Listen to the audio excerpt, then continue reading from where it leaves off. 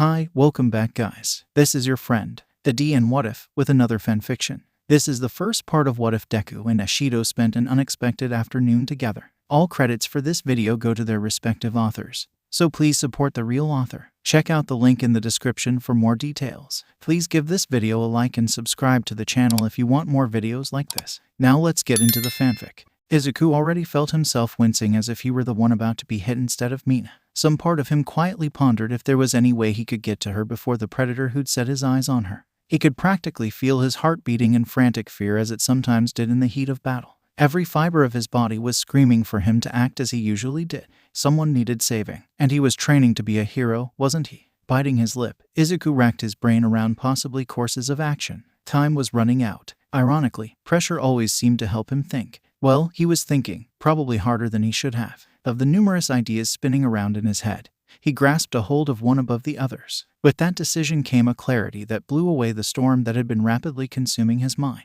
His right thumb touched upon the tip of his right ring finger and concentrated. Precise control was critical. If he overshot this, then the results weren't going to be pretty. He didn't need a bullet, just a breeze. There was no time like the present to learn if he was capable of such a thing. TWOOSH. Everyone was caught off guard, but none more so than Mina, who was the target. The gale of wind was enough to snap her awake, and then some. Namely, it was enough to send her schoolwork sailing off to the side while Mina shot bolt up, her black eyes wide and her heart racing. Duck, 3 o'clock. Enemy on your 3 o'clock, shouted the pink-haired girl. Actually school lets out at 3 o'clock, Kaminari informed with a sweat drop. He'd felt the brush of air whistle just past his back as it sped toward its target.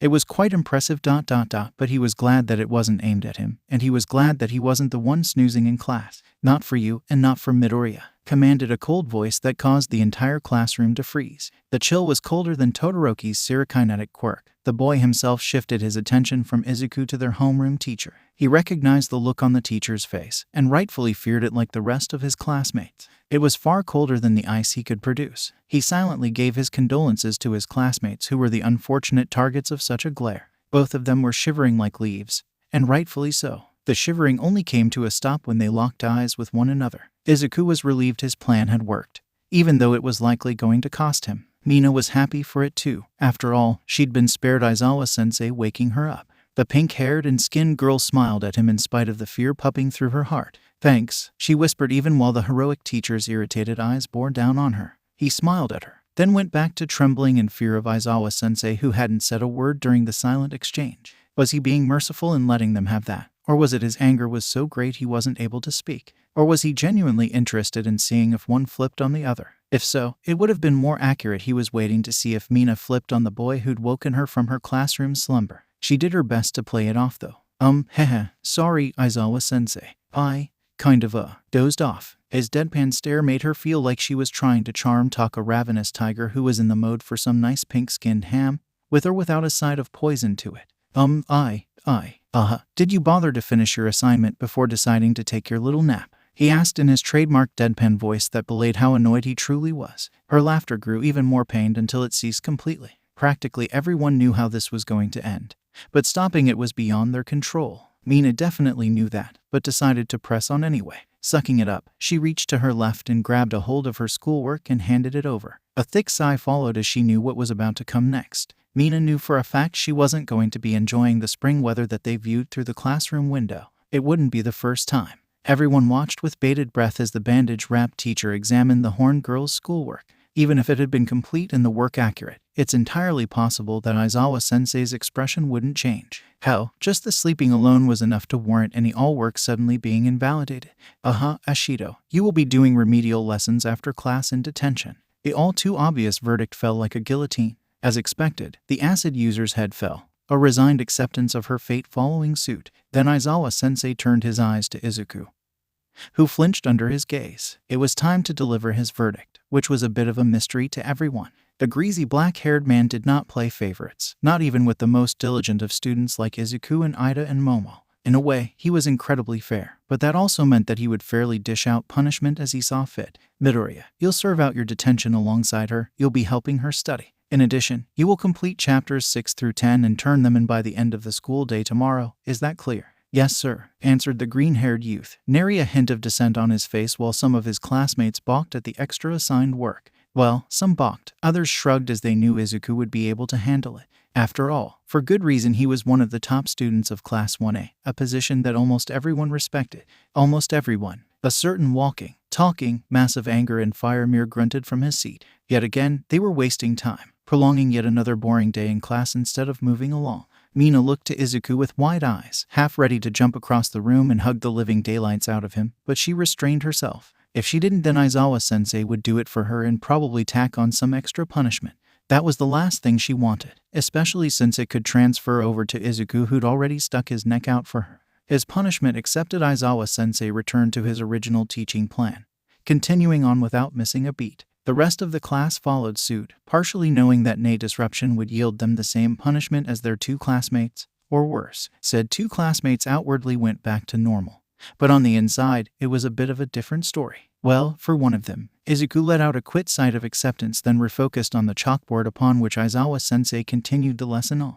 For Mina, it was a little harder to do as her focus continuously drifted elsewhere. The pink-haired and pink-skinned girl quietly cursed the sitting arrangement as she couldn't look back at her classmate without arousing suspicion. Sure, she could try when their teacher turned his back to them, but Mina wasn't feeling bold enough to take that chance, especially since she was already in hot water as it was. She especially didn't want to drag herself or Izuku deeper with her. And yet, she felt the desire to turn back and look at him across the rows like an irritating itch. What made it worse was that the more she tried to fight it, the worse it became. Mentally groaning, the acidic girl hung her head and took a deep breath. Mentally clearing her head, she looked up at the chalkboard, attempting to make sense of the scribbles that Aizawa-sensei had put up. She'd done it before and managed to squeeze by, and she could do it again. Midoriya, I'm sorry. I'm so sorry. As per usual, Izuku was fluttered. What was unusual was that he wasn't the one apologizing. Instead, it was someone else apologizing to him. And it was amongst the last people he expected to ever need to apologize to him. Ashido, it's fine, really. The green-haired youth proclaimed, hoping to quell the sadness that had gripped the normally upbeat and optimistic girl. He couldn't put his finger on it, but there was something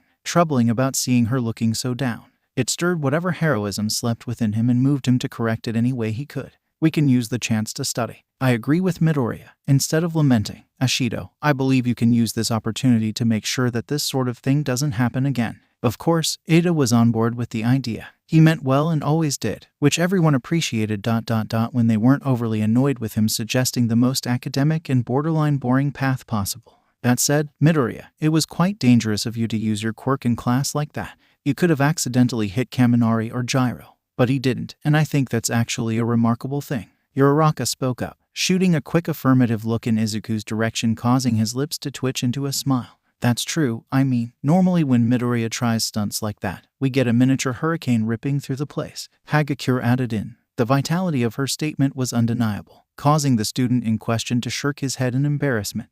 Not that that's always a bad thing. In training, it's super cool. And you learning how to make the blast smaller and more contained is proof you're getting better at controlling your quirk. Right. And besides, it's not like either of them got hurt or complained. If anything, Kaminari had just been happy that he wasn't the one caught sleeping. He was already doing bad enough in terms of grades. That actually made Mina feel slightly worse about herself. She was failing just as badly, and odds were the earlier incident wasn't going to make things better. She chased away the negative thoughts to focus on why she'd came over to the table that Midoriya usually sat at. Consider this the first part of my apology, Midoriya. You like pancakes? Izuku's eyes widened as his nose wrinkled, finally catching the whiff of the delectable treat that Mina had brought with her. Uraraka, Ida, and Hagakure all joined him in focusing their attention on the plate of freshly baked pumpkin pancakes that their pink-haired classmate had come to deliver, primarily for him. But Mina had been thoughtful and nabbed a few more, enough for his other friends and even Hagakure, who'd chosen to sit with them that day. Ashido, thank you. You didn't have to do this though.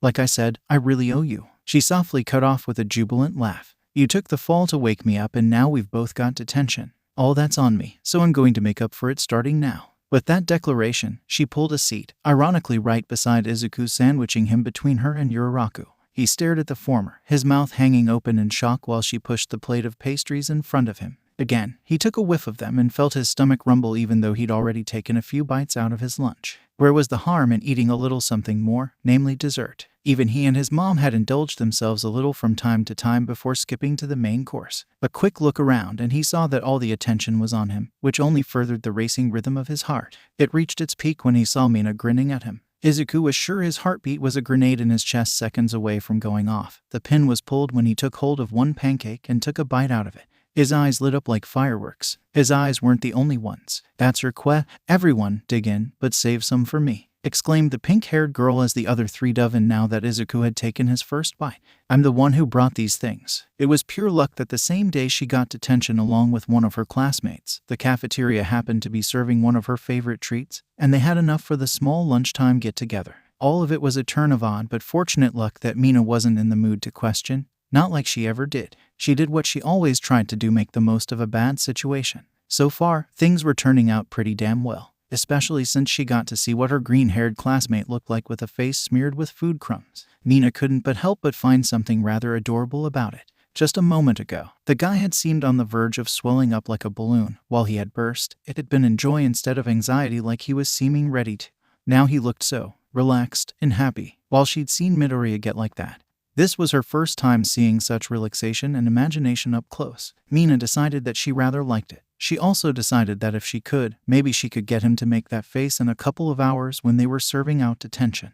They were already paying a price for her in class snoozing. How much worse could things get? Ashido, for the duration of the next hour, you'll be studying with Midoriya. I'll be back within the year and I'll be expecting the remedial work to be completed by then. The two students caught the way that the bandage-wearing man's eyes shifted to Izuku. Brief as it was, the message was unmistakable and picked up on by Mina. She felt an odd twinge of relief in realizing that once again, their homeroom teacher was showing his caring side, hidden by apathy at best and overbearing hostility at worst. The Aizawa-sensei that they'd all come to know and love. Mina nodded in acceptance of her punishment and stayed silent until the door to the classroom shut. Her ears waited until she heard the professional hero's footsteps leading him further away until he was out of earshot. Damn, finally, her head hit the desk. All the stress she'd built up came gushing out in that one phrase. Isn't there an easier way to tutor me? Izuku looked at his classmate with naked sympathy. Well, it's Aizawa-sensei, at least he cares. In his own way, I actually think it's well, it fits his personality, don't you think?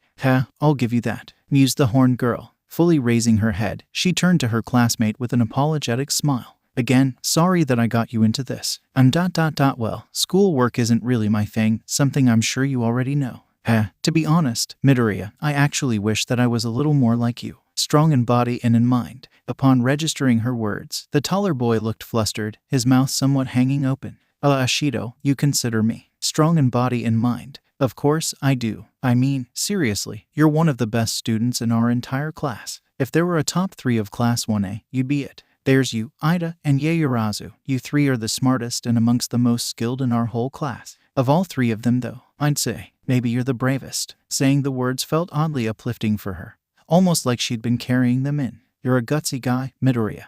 And you showed that by trying to save my dumb butt. I was just doing my best to help out a classmate ... and a ...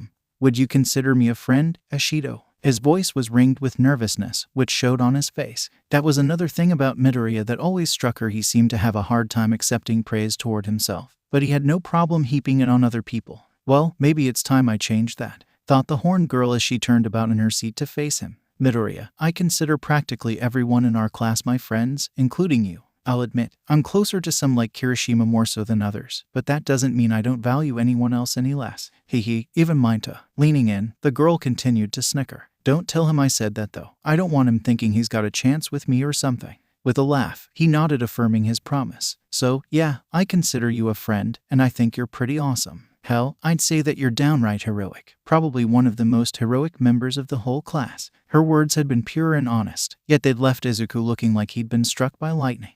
The tick of the clock on the wall and rustle of the leaves outside were the only sounds in the empty classroom. Said classroom was no doubt meant to serve as a private place for the two of them. Like Izuku had said, Eraserhead was showing his ability to teach and care for his students ... in his own bizarre and at times harsh way. The fact that he'd phrased it as such was another testament to what she believed was her classmates' ability to see the good in everyone and cherish it. Hey, Midoriya, I didn't break your brain, did I? Inquired the acid user, waving her hand in front of the still dazed boy. You, sorry about spacing out like that, Ashido. I guess I just... His hands came together and his head was bowed. Mina didn't like that and again surprised the wielder of One for All. By some miracle, Izuku didn't completely jump out of his seat when he felt Mina's hand on his cheek, gently pushing him to look upward. What he found was a bright and warm smile that had butterflies hatching and fluttering about in his stomach. "I guess I'm still kind of getting used to being praised like that," he proclaimed without a stutter, the words just flowing out of him like a river. "What? Really, Midoriya, you're one of the nicest, smartest, and strongest guys I've ever met. You're awesome. How can anyone not see that?" Mina's eyebrows rose as if a thought occurred to her. Turning to her left, her eyes focused on a now empty seat, but she could visualize the occupant. He would have been there sneering at not her but the boy beside her. A slight pout coloring her face, she looked back to Izuku. Her right hand slid from his cheek to his shoulder, her left hand falling on the adjacent one. "Screw whatever the hell Bakugo says about you, Ashido," he began with a pained look in his eyes. "Look, I may not be as close to you as your Uraraka or Ida or Tsuyu, but I pay attention. There's a reason why everyone counts you in the big three of Class 1A, because like I said, you're genuinely a heroic guy. Maybe even super heroic given that you were willing to disobey the teachers and go off and rescue Bakugo. Did he ever thank you for that anyway? You, Ada, Kirishima, Todoroki, and Yaoyorozu risked your lives to save him." "He thanked us," affirmed the green-haired boy, a small smile on his face. He'd gone from being nervous to looking content in a heartbeat. This was another side of Izuku Midoriya that she'd seen, the side of him that looked so serene. Mina wondered how he could attain such a feeling, especially when discussing the guy who seemed to make it his mission to throw venom his way every time they saw each other. She was speechless as he looked at her, his eyes shimmering with a soft hardness that mesmerized her. "What we did for Ka-chan. We did it because it was the right thing to do, what we knew was the right thing to do. We're all students of UA, we look out for each other." Mina retracted her hands, a look of amazement coloring her face. "Yep, totally heroic. That's one makes you ... kind of cool, Midoriya." Her lips twitching into a smirk, she crossed her arms over her chest and leaned forward. "Having said that, Midoriya, would you ever go that far to rescue anyone else? Like me? Or rescue you?" "Of course I would, Ashido." Yet again, the words so easily flowed out of his mouth before his mind could fully process the mood they'd fallen into. Even once he did, he felt happy, especially as Ashido's face broke out into a warm grin. "I wouldn't be much of a hero if I didn't try to save someone in danger. Well, you tried to save me from my own stupidity. And here you are trying to do it again by helping me study." Winking at him, she reached forward and gently pumped her fist against his chest. "Midori, you're a little dorky, but you're the cool kind of dorky, and you're an awesome guy. Don't ever let anyone tell you any different ... and if they do, just let me know and I'll set them straight." From the spot where her fist was, Izuku felt pure warmth blooming like a flower. It didn't stop there as the flower's petals fanned out to the rest of his body. Secretly, he liked the feeling and wanted it to remain within him for as long as possible. But Izuku knew that they had work to do. Detention wasn't meant to be used as free time. Though some students certainly did, either unknowing or uncaring of the cost that came with it. As much as a part of him wanted to do that, his common sense won out. If Aizawa-sensei came back and they hadn't so much as started on their work, they'd have detention for the rest of the week, at best. Izuku wouldn't put it past him to threaten have them doing schoolwork during the school festival in little more than a week's time. There was little doubt he'd actually do it. The thought of that happening to him was bad enough, but when he thought of that same punishment applying to Mina, he could feel a fire lit within him. He didn't know it, but that fire burned when he looked up to his classmate. "Ashido," he started, "everything you don't understand, tell me and I'll do my best to help you understand." Her grin was practically ear to ear. "Well, gee, lucky me, getting such a passionate declaration from one of the class's 5 students. Hold on a sec." Excusing herself, she walked over to the window then looked back at him. "You won't mind if I open the window and let a little spring air in here, will you?" "Not at all, I actually think I'd like it," Izuku answered with a smile. He shut his eyes and let the spring wind Ashido had spoken of tickle him. He could smell the scent of cherry blossoms and pollen riding the wind. Upon opening his eyes, he saw his pink-skinned classmate looking quite pleased with herself, taking in the spring breeze herself. Izuku felt his eyes drawn to the way her short pink hair bristled in the breeze. Then there were her horns. Personally, Izuku always felt himself more fascinated than horrified with mutation-type quirks. In the case of Ashido's, he felt it was definitely fascination. He failed to hide it. "You think they're pretty cool, huh?" Blinking, he realized she'd taken back her seat beside him and was grinning. She'd also deduced that he'd been staring at her horns. Something told Izuku that this wasn't a first for her. "If you want, you can touch them." What? Really? He squeaked. "Yeah, you can touch them now ...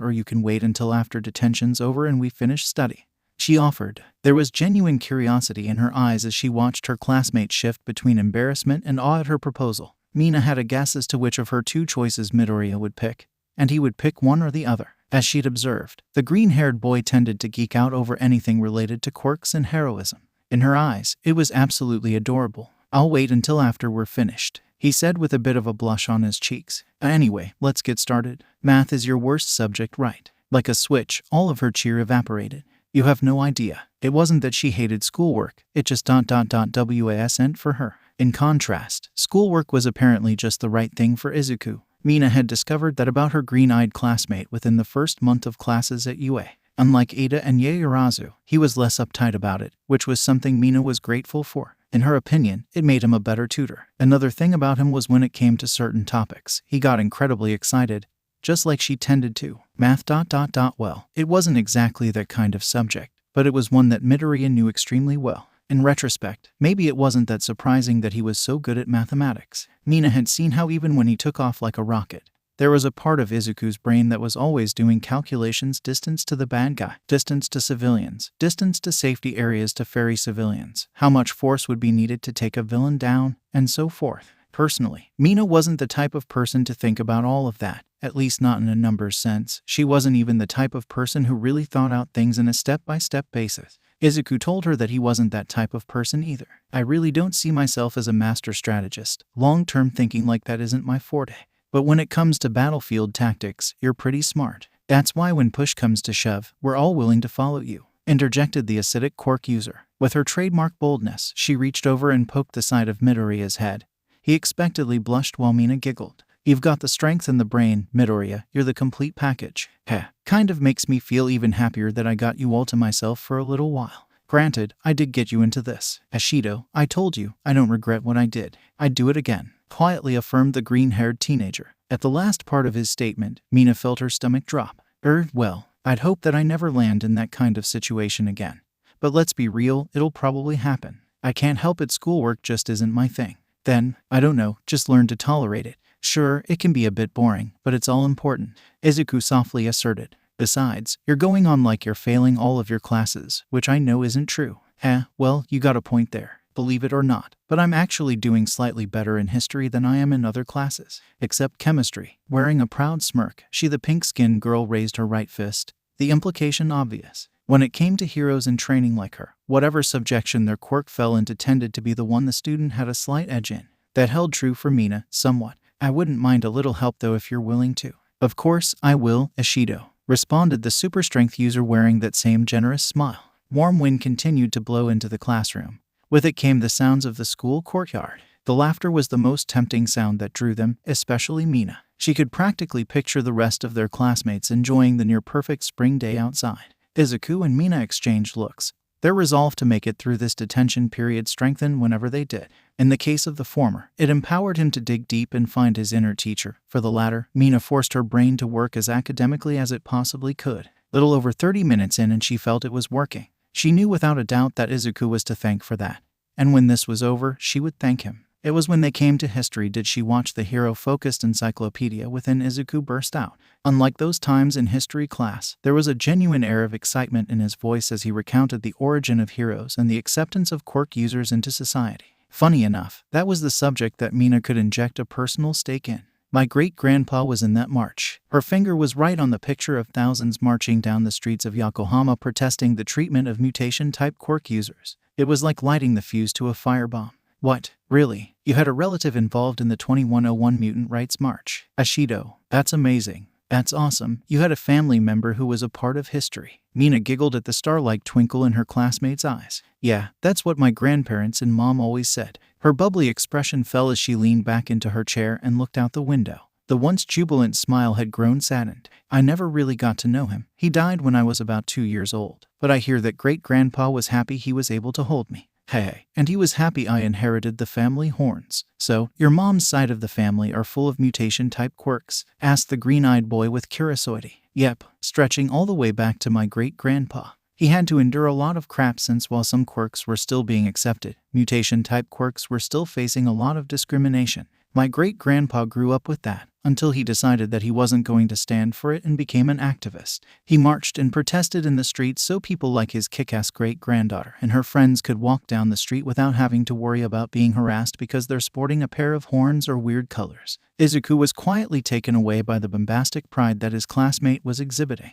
It was the first time she'd ever opened up about her family. and it came from studying of all things. His gaze flickered back to the photography in the history book. As much as Izuku loathed his existence as being born quirkless, he was happy he was born into an era of peace brought about by his idol. If one read the pages of the open textbook, they'd have found that the peace he and his classmates enjoyed had came at a heavy cost. Just like Ashido had said, her great-grandpa fought the good fight to give people like her a future where they were free to be who they wanted to be. He was a hero, just of a different sort than the kind most people normally thought of. Hey, Ashido, is your great-grandfather the reason you decided to become a hero? He plainly asked. A sheepish look overcame the pink cat. Hey, as much as I'd like to say yes. No, truth is, I hardly knew the guy, but I am thankful that he fought hard to make the world a better place. I guess you could say that I want to do that too, but in my own way. A way that particularly involves kicking bad guy butt. Looking at Midoriya, she could see her reasons were accepted, which brightened Mina's smile. Alright, what about you, Midori?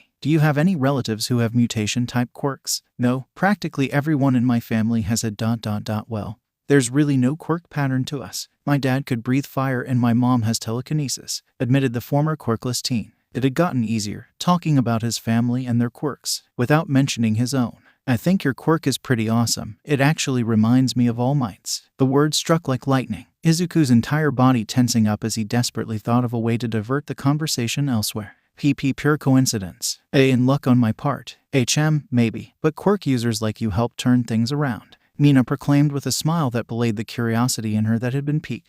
Well, as soon as I brought up All Might and his quirk, he got super defensive. It's almost like there's something about it he doesn't want me to know. In her subconscious, Mina could see her curiosity, a giant horned pink-skinned alien predator on the prowl. It had found Midoriya and was salivating at the chance to sink its jaws into him. As much as Mina wanted for that to happen, she put a leash on the beast. Smiling, she reached over and took hold of Midoriya's left hand. Near immediately, she felt the scars on it, the rough texture that characterized him as a person who'd gone through hell and high water but was still going. Regardless of what they look like, us quirk users still had an uphill battle to get people to accept us. People were just as scared as someone who could shoot lightning from their fingers as they were of someone with tiger stripes and claws. It took a lot for people to accept all that. People like you helped make that happen. Izuku readied a response, but that response was silenced by the feel of Ashido's hand gripping his.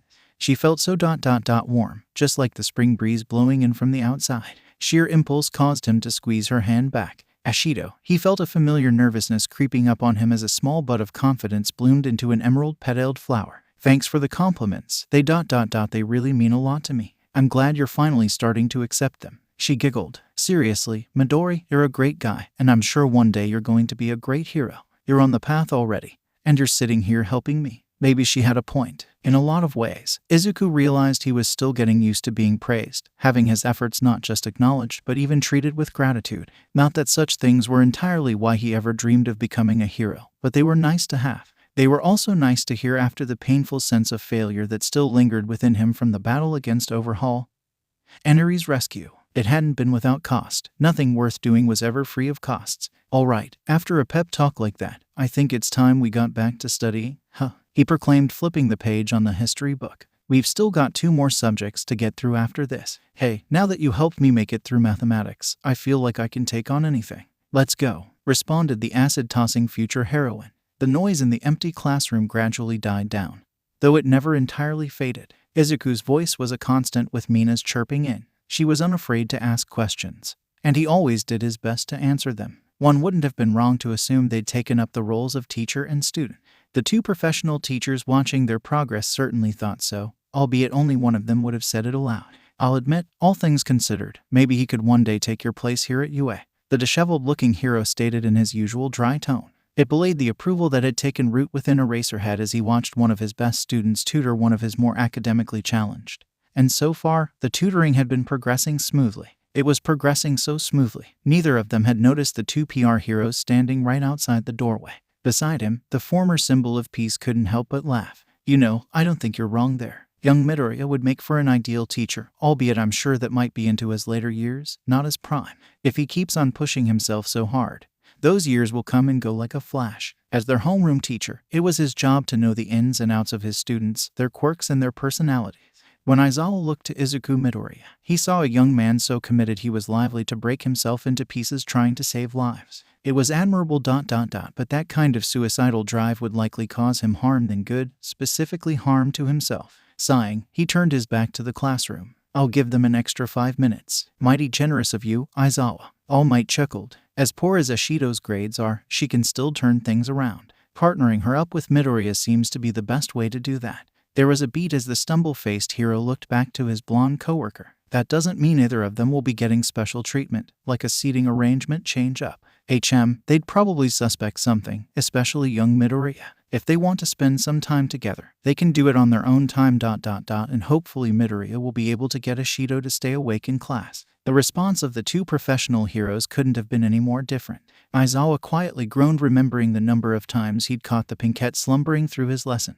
As for All Might, well ... he couldn't exactly condone sleeping in class, but he preferred a gentle nudge over the more extreme measures his coworker preferred. One thing they could both agree on was that from time to time, they got some rather amusing reactions from the acid user. I'm going to get some coffee, want some? I could go for a cup, replied the retired hero. Just before following after his coworker, he leaned around the corner, running the risk of exposing himself. Luckily, the two still in training heroes were still too engrossed in their schoolwork to notice him. That was good. The last thing he needed was for his protege to see him watching him. It'd probably cause him to freeze up and throw off the harmony he'd found with young Ashido. He looked so genuinely happy that he couldn't bring himself to disrupt the detention-turned-tutoring session.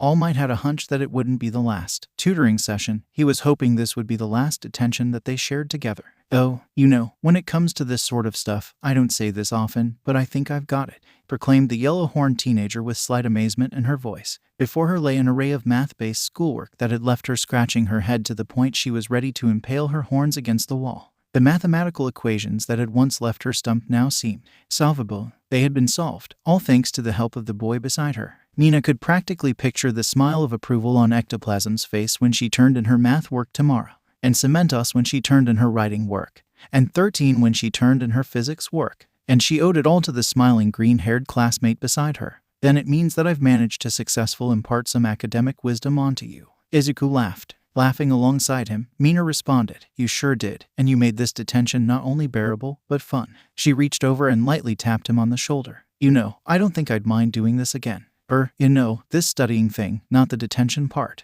There was a brief pause as she met his eyes. Sorry about dragging you into this. Ashido, it's no problem. Like I said, I'd do it again. And I'd spend all afternoon with you if it meant helping you. He responded. Would you be up? Her eyes widened as the doorknob turned, then the door itself swung open. Both Mina and Izuku looked in unison to find their homeroom teacher walking and looking as casual and detached as he always did. Aizawa-sensei, they shouted in unison. Hopefully you two spent all this time doing more than just talking. Show me your work so far, he declared in his usual flat voice, albeit his gaze was somewhat softer as he looked between the two teenagers. For a moment or so, his eyes seemed to linger on Izuku. Looking back to Mina, he smiled, giving her his full support as she stood up and marched over to their teacher's desk. The ticking of a clock and the ruffling of paper filled the classroom. Izuku and Mina stood before the desk awaiting the judgment of their teacher, not at all an unfamiliar feeling for any student of UA, especially Class 1A. Several times, the latter's eyes shifted to the former. Each time he gave her that reassuring smile that calmed her frantically racing heart. You've both served out your time and completed your remedial work. Midoriya, same as usual. Ashido, I want to see this kind of work repeated in the future, as will several others. Pure joy exploded across the faces of the two student heroes, especially Mina. Any second, a hug was coming, and likely Izuku's way. You're both free to go, and Ashido, no sleeping in class tomorrow. Yes, sir. She waited until Aizawa-sensei was out the door before throwing her arms around her classmate and letting her excitement and relief totally consume her. I did it. I really did it. And it's thanks to you, Midoriya. You're awesome. Why, you're welcome, Ashido. And it was no problem. On sheer impulse, Izuku felt his arms moving to recuperate the hug. He wasn't even going to deny how good it felt. Her skin was soft and warm. Not to mention up so close he got a whiff of her perfume. Strawberry, she smells like ripe strawberries, he realized with an almost mesmerized voice. A hot blush was spreading across his cheeks and stayed there when Mina pulled away. I was happy to help. And if you ever need my help again, just ask, Ashido. I think I may end up taking you up on that offer, she said, lightly tapping her foot against the floor. As you know, when it comes to schoolwork, I really suck. You, on the other hand, as your classmate and friend, I'll always be there. I mean, if I can't be there for a friend like you, how can innocent people be expected to rely on me? Yet again, spoken like a true hero. Seriously, how'd you become this dedicated? Questioned the horned girl with genuine amazement and curiosity written all over her face. Izuku's trademark nervousness crept back up upon him. Well, I just ...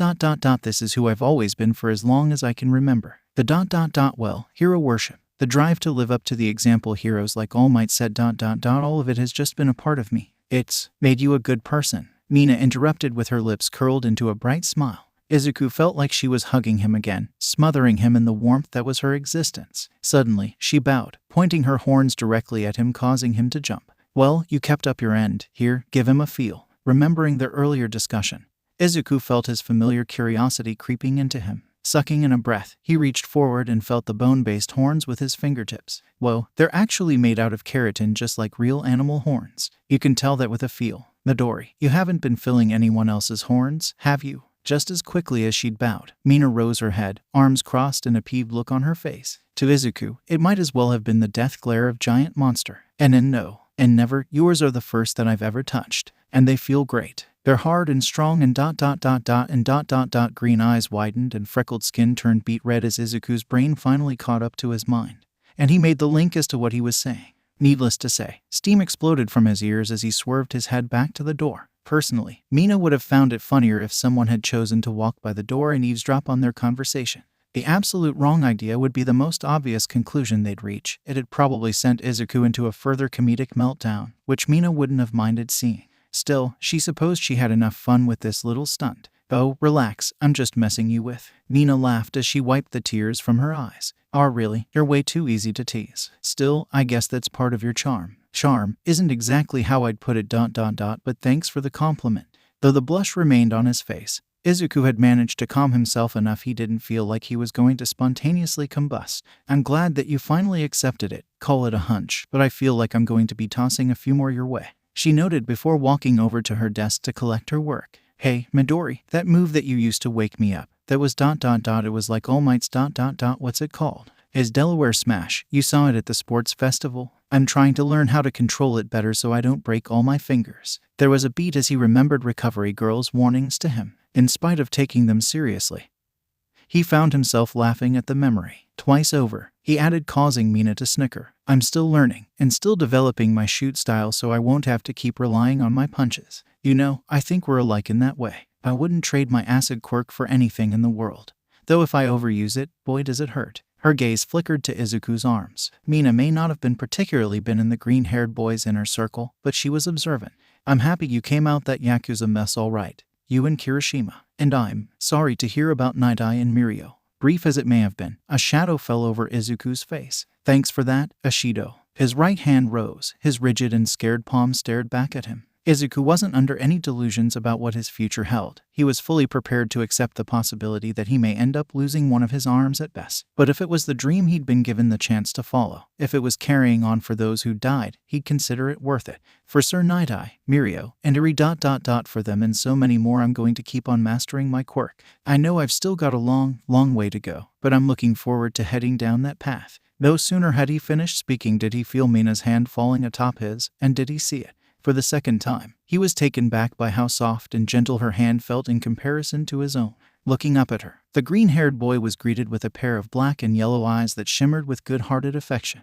Would you be up for some help in doing that? You helped me with my school work. I think I can do the same with my area of expertise. He smiled while squeezing her hand. I'd appreciate that, Ashido. Then it's settled. Let's get going, shouted the excitable girl. With their hands locked, she headed toward the door, her heart pounding with excitement at the thought of finally being able to indulge in physical exercise. Even better, it'd be with someone as strong as Midoriya. She could hardly. Ashido. Wait, my schoolwork, shouted the super strength user, just barely managing to avoid tripping over his feet. He was still enjoying the feel of his classmate's hand clapped around his, and was silently saddened when she let it go and looked at him with an apologetic smile. Hey, sorry about that. Guess I got a little too excited there. She spoke as they walked back into the classroom. As she helped him collect his schoolwork, Izuku realized something he tended to think at high speeds then act accordingly, at least out in the field. Off the field, he took things at his own pace. Mina moved fast on and off the field, something that he took some getting used to ... and he liked her for it, admired her even.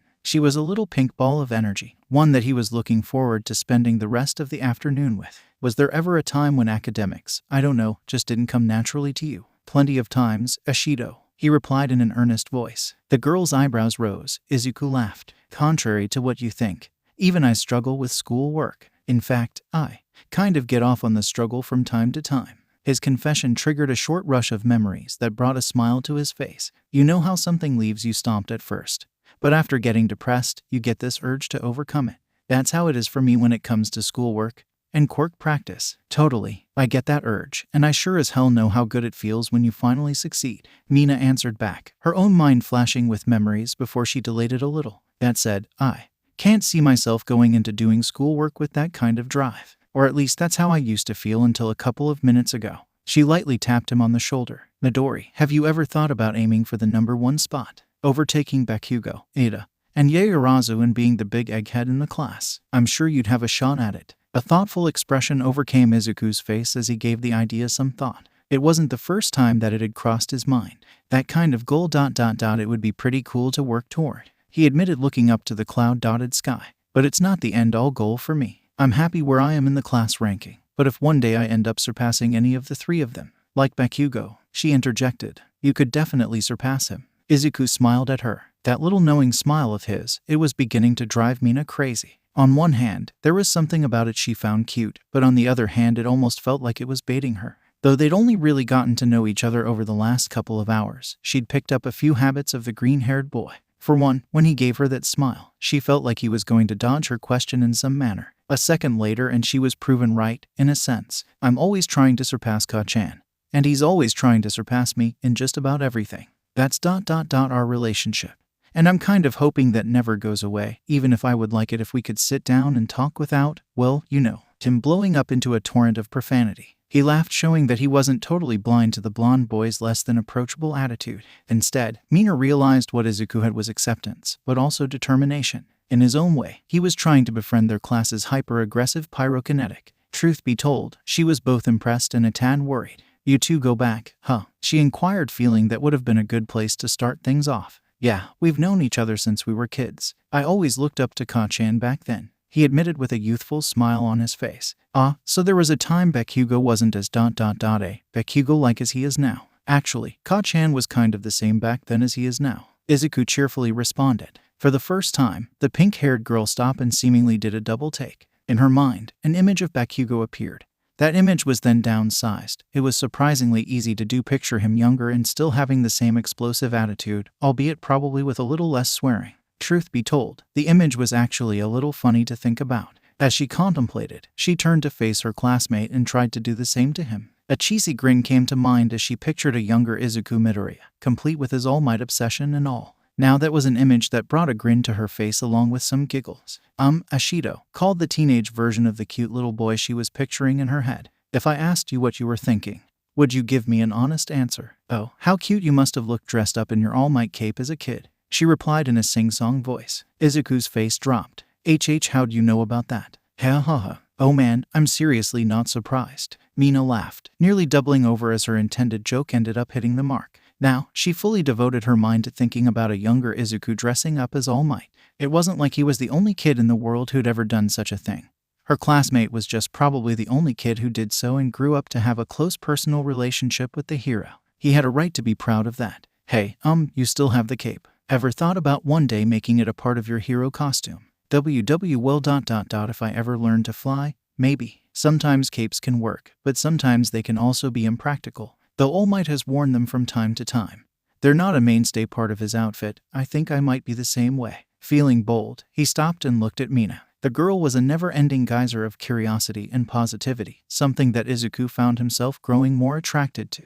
Ashido, how do you think I would look with a cape? Like the next #1 hero, she answered back with her trademark smile. I can see what you mean about some of them being cool but impractical and clashing with your personal style. Personally, I wouldn't wear them too often. But on special occasions, I could rock one. Kind of sucks that I couldn't use my original superhero name. It would have helped sell the look.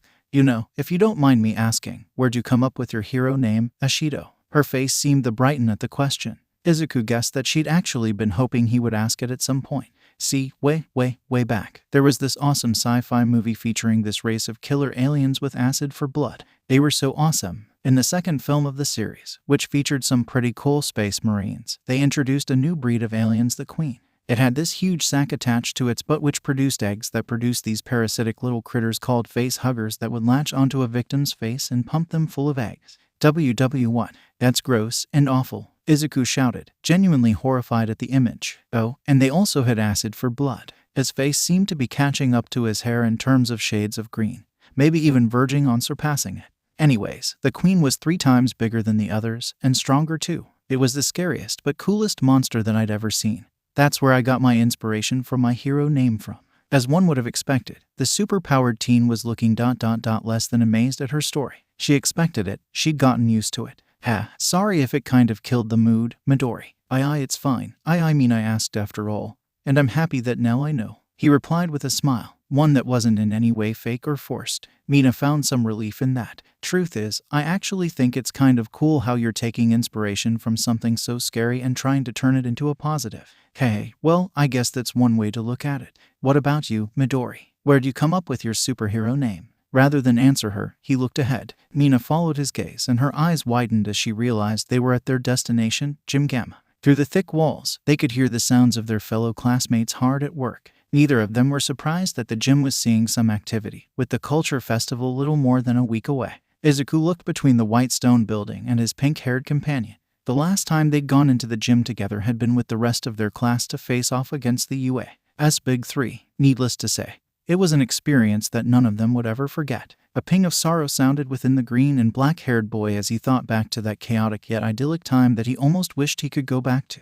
But he couldn't, and he wasn't going to waste time lamenting over a tragedy he couldn't change. Instead, he was going to work to make sure another one like it didn't happen. Ashido, he began. I'll tell you after we finish training. That'll be my treat to you. Mina's eyes lit up. Deal, let's go then. She grabbed his hand and dragged him along, just as she'd done before when they left the classroom. Thankfully, this time he had all of his things with him, even if his school bag did flap as Mina pulled him toward the door. Acid was an interesting quirk. One that possesses a wellspring of potential, a great deal of it destructive. From their time in class together, Izuku had observed that Mina knew how to get the most out of her quirk, and she was still learning. One thing that was incredibly obvious was that she'd gotten control of it, great control that Izuku couldn't help but admire. His nose wrinkled with every splash against the concrete targets that lay before them. Her speed was nothing short of remarkable, as was her aim. Wherever a target went up, a ball of sizzling acid was lobbed and impacted, causing it to melt. The acidic girl couldn't stop grinning as she hit one target after another with her acidic balls. She called to the hero in charge of the cement-laced gym for a bigger challenge. Cementos happily obliged.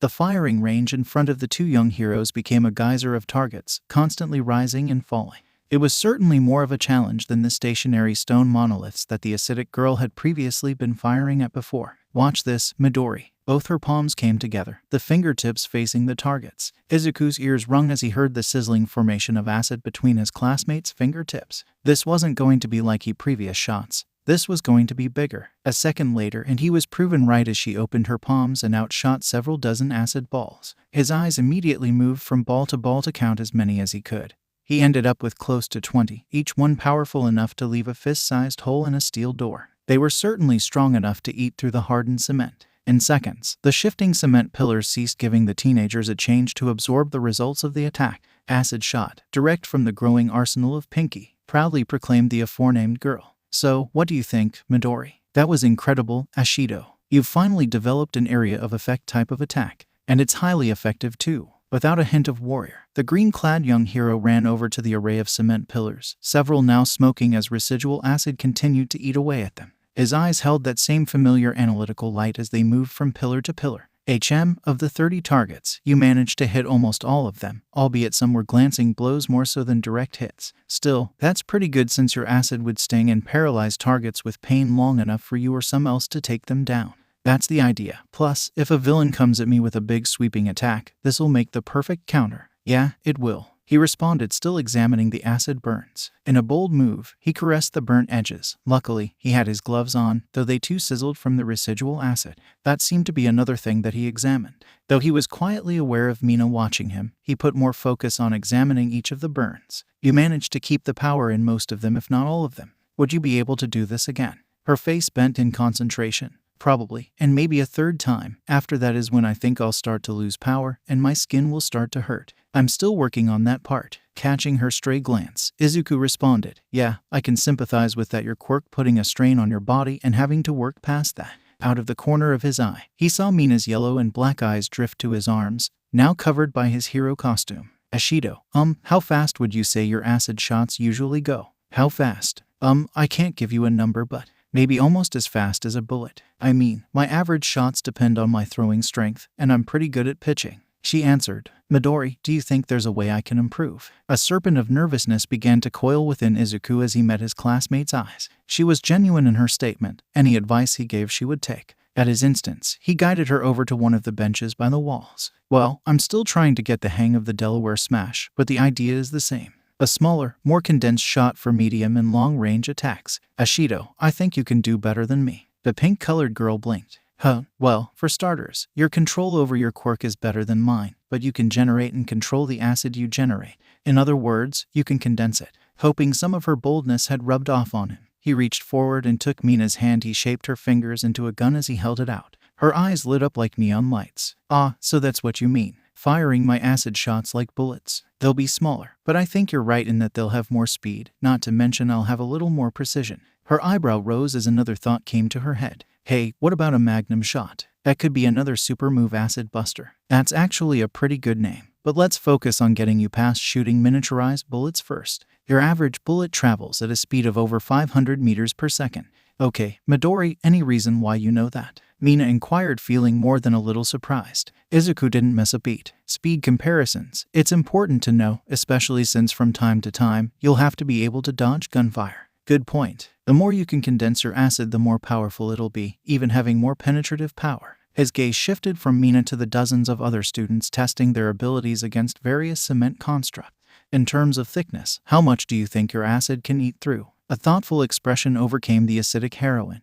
If we're talking about a slab of steel about 10 feet thick, I'd say I should be able to melt through at least 6 or 7 feet of it. Again, without really straining my hands. Remembering their earlier conversation, Mina thought back to some of her favorite scenes from her cinema inspiration. Unlike her, the aliens were full resistant to their own acid, a boon Mina sometimes so fervently wished she possessed as well. Her tolerance to her own acid increased with time and training, but sometimes that left her feeling frustrated. She was a hyperactive person by nature, more than a bit of a contrast to the boy she sat beside. Looking back at him, she saw him staring at her hand with that same analytical look on his face. Mina could practically see the gears in his head turning, churning out an image of what she could become capable of. She could have asked him to see what those images were, but she didn't want to. The reason was simple: she liked the look on his face. Only she seemed aware of the silence that had cocooned them. They sat on the bench in their own little world away from everyone else. Mina was reluctant to break it, but an idea began to take root in her head. Coincidentally, its origins once again lay with Izuku. Suddenly, her finger gun changed into a 3-pronged claw, causing the green-haired boy to pull back. Grinning at him, she spoke. You know, those alien monsters I told you about had some pretty wicked claws. The kind that could cut through steel and flesh. I've been thinking maybe I can try to mimic that too. She half lied, waiting to see his reaction. Another piece of the picture was added to the alien imagery she'd put in his head, his eyes giving Mina reason to laugh before choosing to expand on her words. Alternatively, I could go with a punch or a kick. Her fingers clasped around each other in a tight fist while she looked to him with a beaming smile. A Megaton acid-style punch, just like you, Midori. Well, I've moved on to kicks, as you can see. He laughed, indicating to his armored legs. Don't take this the wrong way, but I'm kind of glad that you did. I don't want to see you losing your arms. Now that she let it slip, Mina realized there was probably no putting it back in the bottle. Sighing, she looked down at his left hand. A few times I was in the infirmary. I heard recovery girl talking to you and about you. Plus, during the sports festival, your match with Todoroki was awesome, by the way. She laughed before a slow frown overtook her normally bubbly features. It's just, I saw how you were practically breaking your fingers over and over again to keep up with him. Truth is, my parents warned me against those kinds of stunts, especially my dad, whose quirk is like mine. In a flash, Izuku found himself at a crossroad. A part of him wanted to jump on that last bit of information, the one about her father possessing a quirk similar to her acid quirk. If he did, though, he knew he'd be running from the issue at hand. There was a temptation to do that, to run, but seeing the surprisingly open concern on Mina's face stirred something within him. It wasn't the first time he'd felt this way. Her words of encouragement back in detention had made him feel the same way. Leaning forward, he looked to his open palms. He didn't have X-ray vision, but he could see through his battle-worn gloves, which he was probably going to replace after the culture festival. Izuku had practically memorized every scar on his hand that he'd gained. Some had faded, others would remain permanent. She didn't mince words in telling me if I didn't stop, I was going to lose my arms. She was definitely right, so I've been trying to rely less on punches and more on kicks. That's how I ended up with shoot style. To emphasize his point, he swung his legs out a little. Alright, those things are pretty cool, and so's your shoot style, giggled the horned girl. To help it along, you ever thought of learning kickboxing? Kickboxing? I've thought about it, even looked up some heroes who do specialize in kicks. If I do, I'll still have some work to do since some of the moves I've seen can take a person's head off. Oh, you mean you've seen the infamous Hell Brothers? Those renegades from a couple of years back. One of them, what was his name? Yeah, Kick Hopper, he specialized in kicks. I think his quirk gave him some of the strongest kicking power of all the heroes and villains of his time. Yeah, his full power kicks had the equivalent of almost 10 megatons. And his partner, Punch Hopper, had punches that were about the same. He was one of the few villains who could match All Might punch for punch. Hey, you know, it doesn't surprise me you'd know that. Then again, All Might's battle against the Hell Brothers was one of the highlights of his career. Mina's eyes flickered down to Izuku's outstretched hands. Looking back, you were trying to copy All Might's fighting style a lot, weren't you? Is it because your quirks are so similar? Yeah, pretty much, he admitted with a humorous laugh. This was turning into quite the intimate conversation. Izuku hoped it didn't end just yet, as he was actually enjoying talking about his struggles to hone his quirk. That's cool and all, but I think it's for the best you develop your own style. Mina spoke. You're right, and I've tried to do that, even if I still look to him for inspiration. You know, you sound like a kid who inherited his dad's quirk and is trying to use it in almost the exact same way he did. It's kind of cute. Mina laughed. The embarrassed but cute blush returned to Izuku's face. So, have you came up with any big show stealer super moves for your shoot style? Still working on that though I've gotten used to kicks, using punches and throws still kind of comes to me by sheer instinct. His mind immediately jumped to his final battle with Overhaul and how it ended with him essentially punching the crazed gangster into submission. Admittedly, it actually felt good since he could do so thanks to Erie's support, but that he knew that had likely been a one-time thing. For now, at least, as he gained better control of One for All, such feats might become commonplace with him. I guess I could work on my footwork after the culture festival. Suddenly, Mina's eyes cackled with a mischievous light that bedazzled and worried the dark-haired boy. So, you want to improve your footwork? Huh, Midori, you should have told me that before. I'm sorry, I didn't know. But since you've made the offer, Ashido, would you mind helping me out? Why did he have a feeling he was getting himself wrapped up in something he was better left avoiding? Why was he not avoiding it? Why was he feeling an impulse to run further into whatever crazy situation that Mina was setting him up for? Izuku would have liked to know the answers to those questions, though he had a feeling they were going to come too little too late, as the deal had apparently been made between him and his pink-haired classmate. Well, sounds like we've got ourselves a date set up, eh, Midori? She giggled, fully aware of the reaction that was to come. Mina wasn't disappointed. Date. Like a study date, don't worry, laughed the horned girl, rising to her feet. A study date, yeah, that's what it's going to be. Why did she sound so disappointed when she said that in her head, with a voice that sounded like it contained a hint of denial? Hey, come on, let's go try out some of those ideas that you suggested. Acid Bullet, Acid Buster, Acid Ravager, and Acid Smash, he offered with a grin, rising to his feet. Minute by minute, Mina was beginning to enjoy hanging out with Izuku. The thought of turning his company into a regular thing became more appealing to her, and she had a feeling that the feeling was mutual. The smell of acid mixed with the smoke and carried on for several blocks. Mina had learned to take bizarre solace in the odor and the moments of calm that sometimes followed. It meant that the battle was over, if only for the moment. At the very least, it meant that she had a minute to catch her breath. She sorely needed that after the heavy workout she and her partner had just put themselves through. Speaking of which, as she leaned against a building wall, she turned her gaze toward Izuku.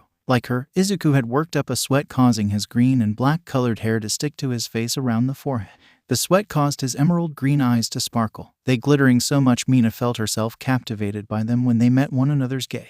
For the past hour or so, her heart had been pounding almost nonstop, only beginning to slow down as their bout of exercise came to an end. Ashido, he called out to her. How are your hands? They're starting to get sore, aren't they? She blinked in surprise. Had she been staring at him for so long she'd forgotten the familiar throbbing in her arms, a flex of her fingers, and she realized she had. Yep, they're sore. She winced. What about you, Midori? How are your arms and legs? They're okay, but I think we should probably call it a day. He didn't even try to hide the fact that his concern was directed toward her. She didn't look too offended by it. Come on, I'll go with you to the infirmary. Thanks, a walk back should help alleviate some of the soreness. Ashido, how badly does overusing your quirk burn your hands? It varies, though the worst of it leaves me feeling like I'm trying to grab burning coal to the point I can't move my fingers. Hell, just doing that hurts. They left the dotted wreckage of the practice field behind them. Though they were leaving, the massive urban-styled training area was still abuzz with the activity, albeit that would gradually die down. It was getting closer to 7, the closing time for all the training areas. I pushed myself to that point 3 times before. My arms ended up hurting for like 4 days to the point I couldn't move them.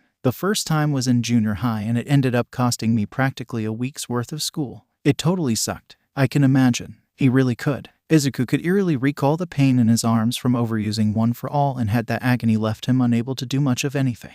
It took both his hands to do something as simple as hold a glass of water, and even that was difficult to do. Ashido, how did you end up pushing yourself that far? Did something happen? A wistful look overcame the girl's face as she looked up to the sky, now beginning to turn varying shades of orange and yellow thanks to the setting sun. Yeah, there was an attempted robbery at a bank a few blocks from where I lived. I was on my way back home with my mom and little brother. Things went sour and one of them blew up a building, causing the whole thing to collapse. There was dust everywhere with dozens of people trapped beneath the rubble. I knew my quirk could melt through concrete and steel, so You went to help, Izuku interrupted with a smile, one that made Mina's cheeks turn a shade darker for some reason. Ashido, that sounds like the kind of thing a hero would have done. That's what a lot of people said. Though the paramedics did say that doing so came at a cost. That was the first time I'd ever produced that much acid, and it was a little more than what my hands could take. She'd cried as soon as the rush of the moment had passed. For the first time in Mina's life, her hands had simply hurt that much. Her mother and brother had cried too, the latter hugging her like she was going to disappear on him. In his defense, she had ran off without much of a word, only shouting that she'd be back. Which was true, as Mina had came back to her mother and brother. It was just they had to come to her first. Unfortunately, 6 people ended up dying. But other than that, there weren't any fatalities, some of which the heroes and rescue workers said I had to thank for that, knowing that I'd been able to help save lives. It was an incredible feeling, wasn't it? Offered the green-haired boy with an encouraging smile. Definitely. Even though I ended up getting hurt, I was happy that I was able to help people. It was around that time I probably decided that I wanted to become a professional hero. A humorous laugh fell from her lips as she nervously looked to the side. And if I became a professional hero, I could do that kind of stuff without getting scolded. Izuku didn't mean to, but he found himself laughing. In seconds, Mina was laughing with him, not needing a word of explanation on his part. She'd paid close enough attention to know that he could sympathize with her story. He'd probably lived it a few times. Though on the outside they may have seemed different, it was a different story on the inside. Both Izuku Midoriya and Mina Ashido had a tough time sitting still when there was hero work to be done. Both agreed that would be a great deal easier to do as professional heroes, a choice that had been shared by countless others at UA. They left ground beta at the exact right time as the sun set. The evening rays reflected off the countless office buildings, panting the heroic training center in a majestic glow. Like the sky slowly but surely changing to darkness, the sounds of action were gradually faded as more students joined Izuku and Mina in calling it a day. In about an hour's time, the massive training field would be complete empty. That's when the cleaning crew would arrive to repair the damages done to the environment and collect the remains of the practice robots that the students had pitted themselves against. Some students considered it a point of pride if they were able to leave nothing behind to be salvaged. The students possessing rather destructive quirks seemed to make up a number of that group. Mina supposed she could have considered herself in that category too. Personally, though, she didn't particularly fancy the thought of leaving behind such destruction and small parts for the cleaning crew to have to sort through. Not to mention her acid quirk tended to more often than not leave electronics somewhat unsalvageable. Thanks for letting me train with you, Ashido. He spoke as they headed toward the bus that would take them back to the central square of the school. Hey, it was my treat after you landing detention with me. Kind of funny to think this awesome day wouldn't have happened without that. Speaking of which, sorry I wasn't able to help you with your Delaware smash after you helped me perfect my moves. She responded with a slight frown. Mina had always known when it came to firepower. Her classmate's quirk blew hers clear out of the water. Really, it was amazing how much power Izuku's possessed. It was practically super strength and speed and durability all rolled up in one neat package. The archetypical superhero buttle ...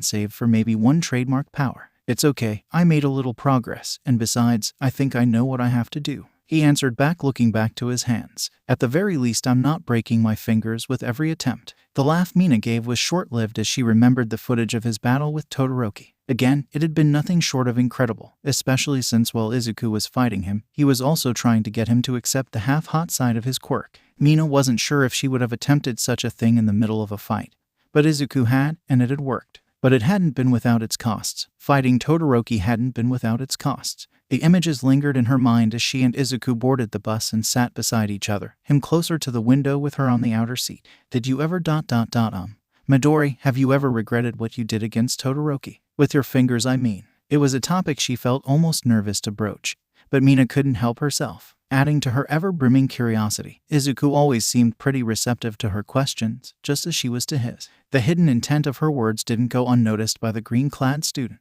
No, though I'll admit that it hurt like hell. Personally, though, I think I did the right thing, even if it cost me a little too. Yet another humorous smile adorned his face as he thought back to the grilling that he'd gotten in the match's aftermath. He'd most certainly took Recovery Girl's words seriously and planned to follow them ... but he couldn't deny the sheer exhilaration that ran through him had been incredible. Don't worry, if I can help it, I'm going to try to avoid ever pushing my fingers like that again. I'm happy to hear that, Mina chirped. As was becoming custom, she grabbed Izuku's right hand. Green eyes rose and a fiery blush rapidly consumed academic boy's face. Your fingers are way too good to be permanently mangled. I could use them to keep on helping me with my homework. SS sounds like another reason for me to be careful. And hope that the design department eye is able to come through for me. He added that last part in a hushed whisper. Out of the corner of his eyes, he saw Mina raise an eyebrow at his words, but she didn't say anything about it. What she did do was lay her head on his shoulder. How he managed to keep from jumping out of his skin, or out the window, Izuku would never know.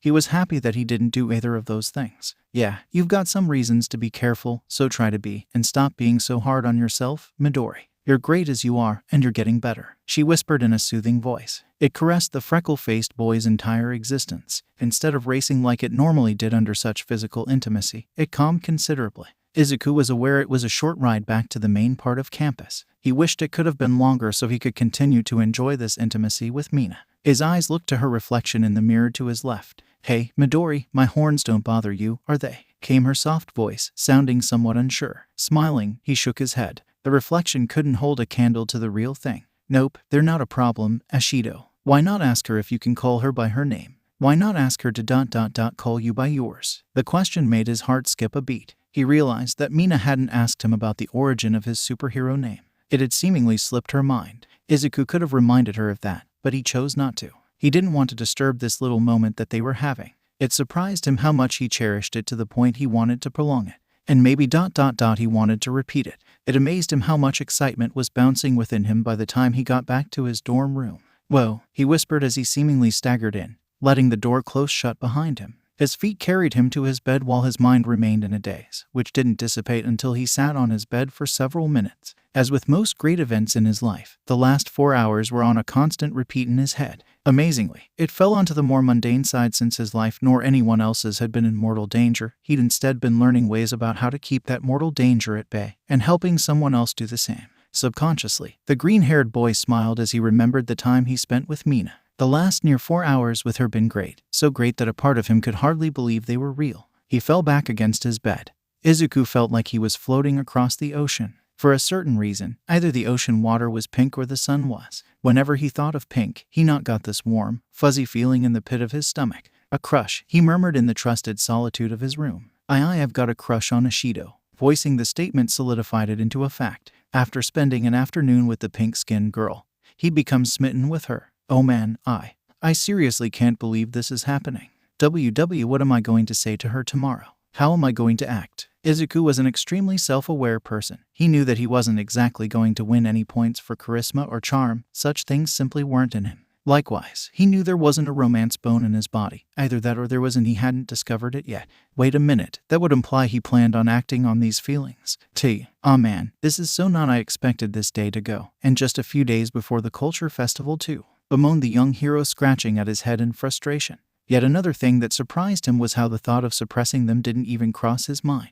That's what was surprising to Izuku as he sat upright. There was one way for him to deal with all these raging emotions the same way he always did. For as long as he could remember, his work desk had been something of a private sanctuary. Like Mina had said, he was a nerd, someone whose favorite place probably would have been in front of a desk taking notes. She hadn't been entirely wrong, and she thankfully hadn't called him out on it. She'd accepted it, and even complimented him on it. The memory of her smiling face and encouragement brought a smile to Izuku's face. That smile stayed on his face as he searched through his many notebooks for the one that he needed.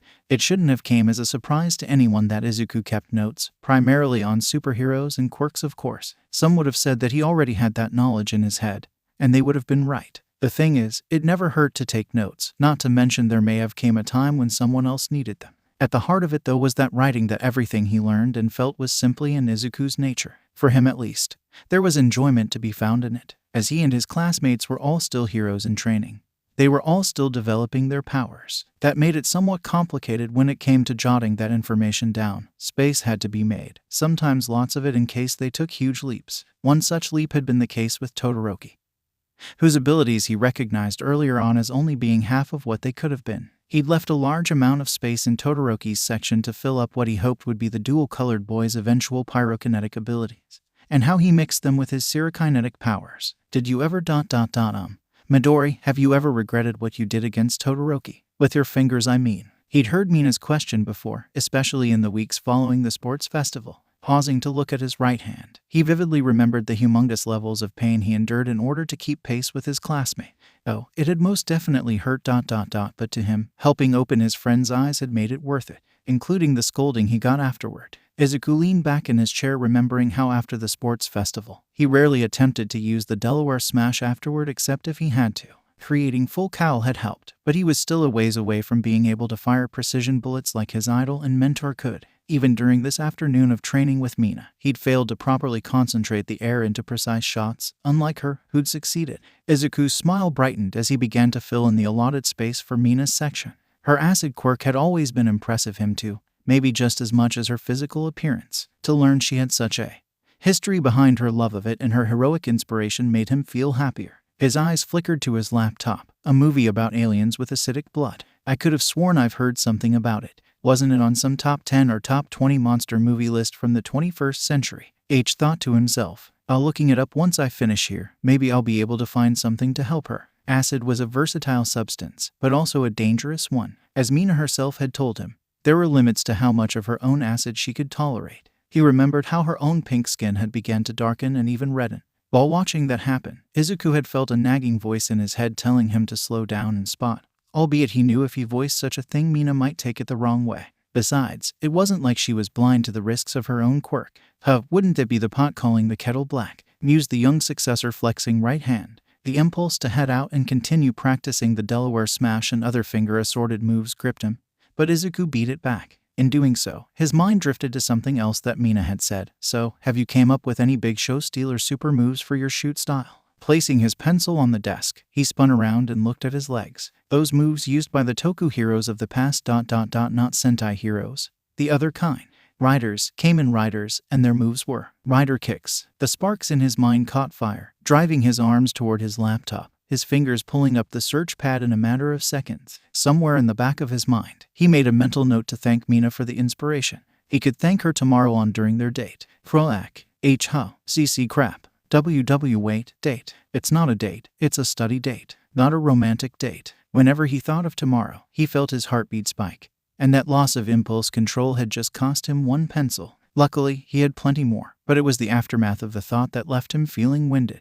I really need to focus on other things. I'm sure Mina's not thinking about me that way ... at least. He couldn't bring himself to finish that statement to say, I hope not, because it actually hurt. Ironically, he just moved on to thinking even more about the pink-haired girl. Oh, what the hell, I might as well look it up. Besides, these monsters were pretty cool to her. How scary can they be? It was amazing how a general description yielded such immediate results, and how quickly he was able to pick out the one that he wanted. 5 minutes later, Aoyama, Takoyami, and Ida would nearly hit the ceiling, shocked to their core by the piercing scream of terror coming from Izuku's room. The latter of which would quite literally bust into the green-haired boy's room, believing his classmate and friend to be under attack. What they found was a trembling Izuku, having scooted himself all the way to his back wall, having broken his chair in the process. He wouldn't stop shaking for another minute. Izuku contemplated skipping dinner that night, and maybe breakfast in the morning. He wasn't sure he'd be able to hold anything down in his stomach without vomiting it back up. The boy also felt tempted to skip out on sleeping too until he realized he'd probably suffer for it in the morning.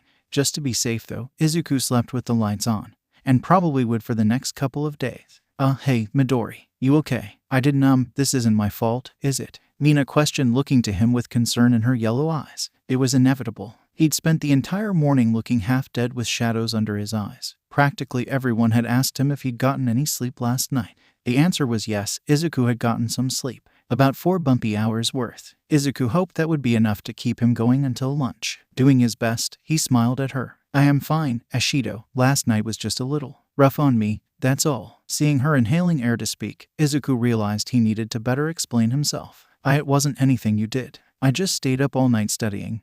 That's all. Technically speaking, it wasn't a complete lie. He had studied, albeit in an attempt to bury the disgusting imagery of an alien parasite impregnating a human being.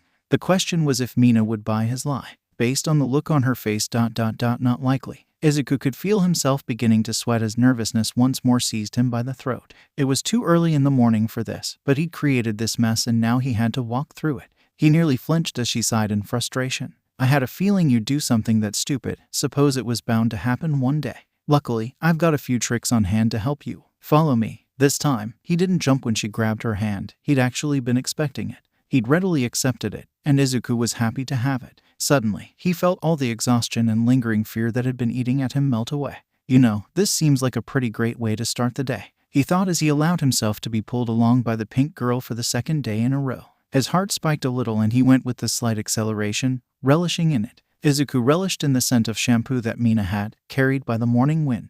Mina's touch and her scent. The combination of both was able to make him forget about everything else, including the looks some of their classmates were sending them. Izuku was focused almost entirely on the mop of pink hair and page of yellow horns sticking out from the top. He was caught smiling at it when said Moss looked back at him. Glad to see I'm already brightening up your morning, she chirped, seeing his blissful expression. You've helped me get the morning off to a good start. He casually replied back in spite of the blood beginning to rush to his cheeks. Ashido, really, you don't have to do this for me. I think I actually do, and on top of that, I want to. Mina responded with a grin. Yesterday, I was caught sleeping in class and you bailed me out. I'd be a crappy friend if I didn't keep you from making the same mistake. But, turning to face him, she shot him one of those cheeky but warm smiles that Izuku was growing more and more attached to. If let's say you ever got yourself into that kind of mess, I'd be there to save you, just like you did for me. Izuku couldn't see how much he was smiling, but he felt if he smiled even more, he'd probably break his face, which he was fine with. He was just that darn happy, and he didn't even truly know why. Luckily for him, Mina didn't seem too disturbed by it and just kept dragging him along to the cafeteria. The smell of food immediately blasted his nose and made his stomach rumble in eager anticipation.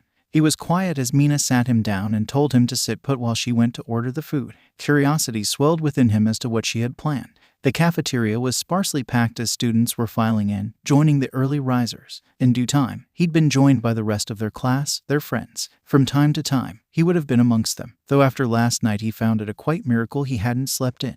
A yawn warned him that instead of that, he might be running the risk of falling asleep in class. Izuku shivered at the thought of that happening in Eraserhead's class or All Might's class. Both would be bad enough, but Izuku shuddered at the thought of the former. It would also be downright embarrassing after yesterday. Hey, Midori. Mina's voice sounded. Just her voice seemed to give him a small surge of energy. It certainly roused his stomach since it was more focused on what food she brought back for him. Izuku's nose wrinkled as he opened his sense of smell and tried to identify what she was carrying. He immediately detected the scent of strawberries. Shokupan toast. Izuku honestly wasn't too surprised that such a simple meal was her kind of breakfast. The jam that she went with might have been the mystery factor. In this case, it was strawberry-flavored jam ... and something else. I know this is going to seem a little weird, but trust me, you'll love it.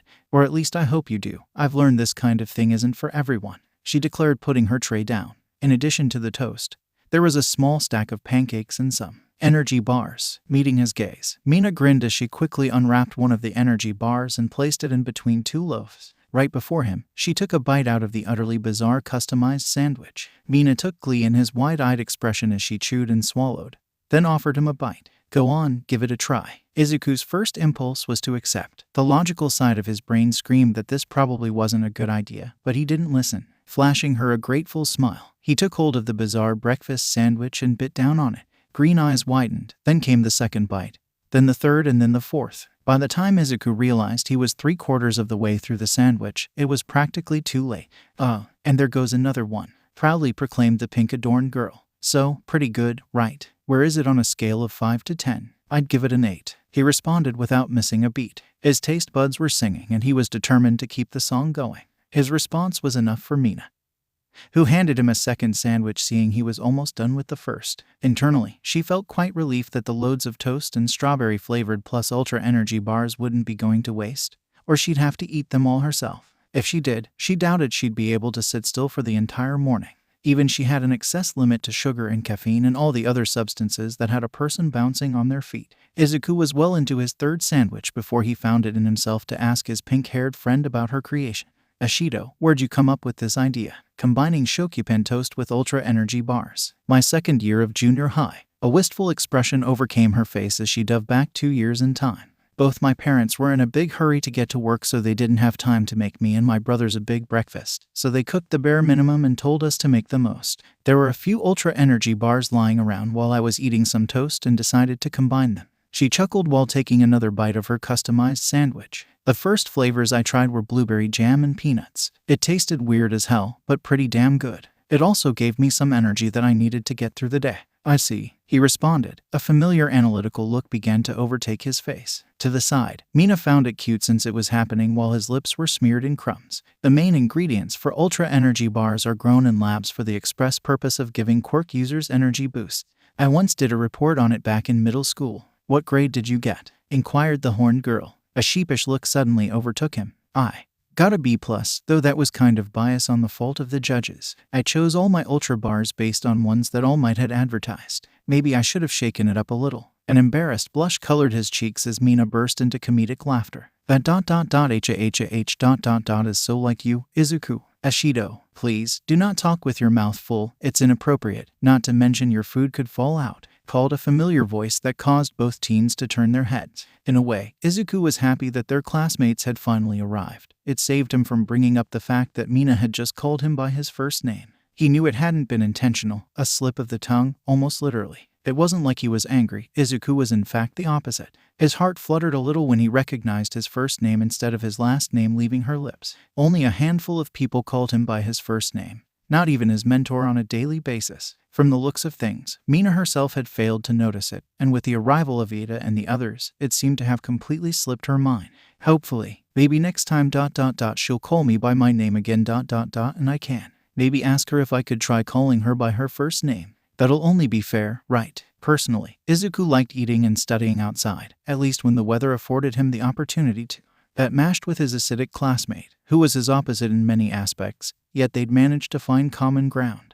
It's not summer, but it's still surprisingly nice out, don't you think, Midori? Yeah, I'm happy we can enjoy this weather while we can. It'll be another couple of months before it comes around again. That is, unless you like eating outside in the winter. Izuku chirped. Done that before, not fun, but hey, I could do it. Answered back the pink-skinned girl. What about you? Have you ever done that? Eaten out in the cold? Laughter fell from his lips. Yeah, my mom and I ... and ... my dad. His quirk's great at keeping people warm. I wonder if I could do that. Just generate acid on my skin to keep myself warm. Leaning back into her seat, Mina crossed her arms and looked to the cloudy yet sunny sky doing its best to shine above them. It wasn't like summer up until a few weeks ago. There was a slight chill that came with the sunny rays. The latter had a slight edge over the former, but that would start to change over the next several weeks. That meant that they had to enjoy the time that they had. They weren't alone as the outdoor seats were sparsely filled with other students who had the same idea as them. For the moment, it seemed the two had some privacy, something that Izuku was more than a little grateful for. Hey, Ashido, he called, catching her attention. Do you remember the talk about our hero names we had yesterday? She cocked her head to the side in thought. Yesterday ... Oh yeah, we did have that talk. I told you about where my inspiration came. The realization dawned on her as evident in her widening eyes. All Izuku did was smile at her in a cute sheepish way. Mina couldn't help but laugh. So, hey, you, looked up the series, didn't you? He nodded, confirming her suspicions. Sorry about that, Midori. I guess I should have given you a warning or something. That would have helped. He responded with his own nervous laugh. Mina's died down as a nervous look of her own overcame her face. It was just like yesterday when she showed some cracks in her usual optimistic and bubbly persona. Look, I can take criticism about how weird I am. There was a beat as she looked to the side with a deep frown. Or how my inspiration sounds more like a villain's. Suddenly, the freckle-faced teen's face broke out into confusion. A villain's, he repeated. Mina met his eye, her frown morphing into an apologetic smile. I can kind of see how those things would be better inspiration for a villain than a hero. But Ashido, I think that just makes your decision all the more impressive. Her eyebrows rose. How so? You're taking something that most people would perceive as a negative and tried to turn it into a positive. That's something that I take as worthy of admiration. It was a good thing he wasn't eating anything at the moment, otherwise it would have made swallowing even harder. To take something scary and naturally evil, and try to use that as inspiration for something like positive, like being a hero. I find that admirable. It does make me sad your original hero name was rejected, but I think your current one works just fine. The smile that he'd come to know and even love returned to Mina's face in full bloom. All right, enough about me. It's time we talked about you. What about your hero name, Midori? Where'd it come from? Did you grow up around a lot of trees? Did you like carving? It was a nickname, a childhood nickname that I had. He politely cut her off. A nickname? Hey, that sounds pretty cool. You took a. The gears in Mina's head as she remembered a certain detail about her friend's hero name. Deku. It was a name that Bakugo gave you, didn't it? Yeah, it was, admitted the green-haired and green-eyed boy. Looking back, I was pretty defenseless. It felt like he was wading into the ocean. If he went out any further, he'd be in open water. Izuku had to stop himself from revealing the source of his defenselessness. He could only hope that the truth wouldn't cross Mina's mind. He'd gotten lucky in that area before. Defenseless, you. Wait, so that means your quirk didn't show up until you were older and he picked on you for it? Well, kind of, he admitted. Behind the sorrow, Izuku let out a sigh of relief. His secret was safe, and he didn't even really have to lie about it. Mina crossed her arms as she tried to figure out where the name, Deku, could have came up. Her eyes widened as she looked up at her classmate, remembering his first name, a name that she'd accidentally called him by at breakfast. That had felt good. Oh, defenseless in. Izuku, yeah, that sounds kind of like the thing he'd do. Mina was very aware that kids could be cruel. Though some mellowed out as they got older, others seemingly got worse. She was very tempted to put her blonde-haired classmate in the latter category, but she didn't, and she had Izuku to thank for that. For whatever reason, he held out faith for his old friend. From time to time, she recalled how that faith seemed to be rewarded. Well, I guess that's a rivalry. Two guys aiming to be the #1 hero after All Might. So, you took a childhood nickname meant as an insult, and you're trying to turn it into a positive. If you ask me, that's pretty awesome, Midori. Thanks, Ashido. Izuku smiled back. He was tempted to say, thank you, Mina, but stopped himself as doing that felt like crossing a bridge where there was no coming back from. That was frightening to him. Besides, we've only just started to get to know each other these last 2 days. Things are moving way too fast. He saw her open her mouth to speak, but the words never got the chance to leave her mouth. The hairs on the back of his neck stood up in a way he was all too familiar with. Ashido, move. Reaching across the table, he grabbed her hand and pulled her over the table. It was a move that came naturally to him. Luckily, Mina didn't seem to mind as she curled herself into his embrace. The table they were sitting at was blown apart by ... Well, Izuku couldn't say he was surprised to see a big stone and clay-composed wolf rampaging through campus. This was UA. Such things were all too common on a sunny, rainy, snowy, or just normal day. As panic rapidly consumed the outdoor food court, Izuku and Mina were more focused on each other than they were the mayhem around them. The latter was lying directly atop the former, staring down at his widened green eyes. It went both ways, literally, as he looked into her yellow eyes, brightened sunflower-colored irises in the middle of obsidian black. They truly were alien-like, but that in no way made them scary or unappealing. Izuku actually felt himself being drawn to them. He was losing himself in them to the point he didn't even realize that the rampaging wolf was still on a rampage until its howl practically made his ears bleed. His and Mina's too. Shit. How can something made out of rock scream so loudly? Pulling herself off her classmate, she looked over to the creature that had disrupted their formerly peaceful lunch. It might have been her imagination, but the wolf seemed to be getting bigger, its earthen body growing darker and harder. Oh great, looks like someone's lost control of their construct again.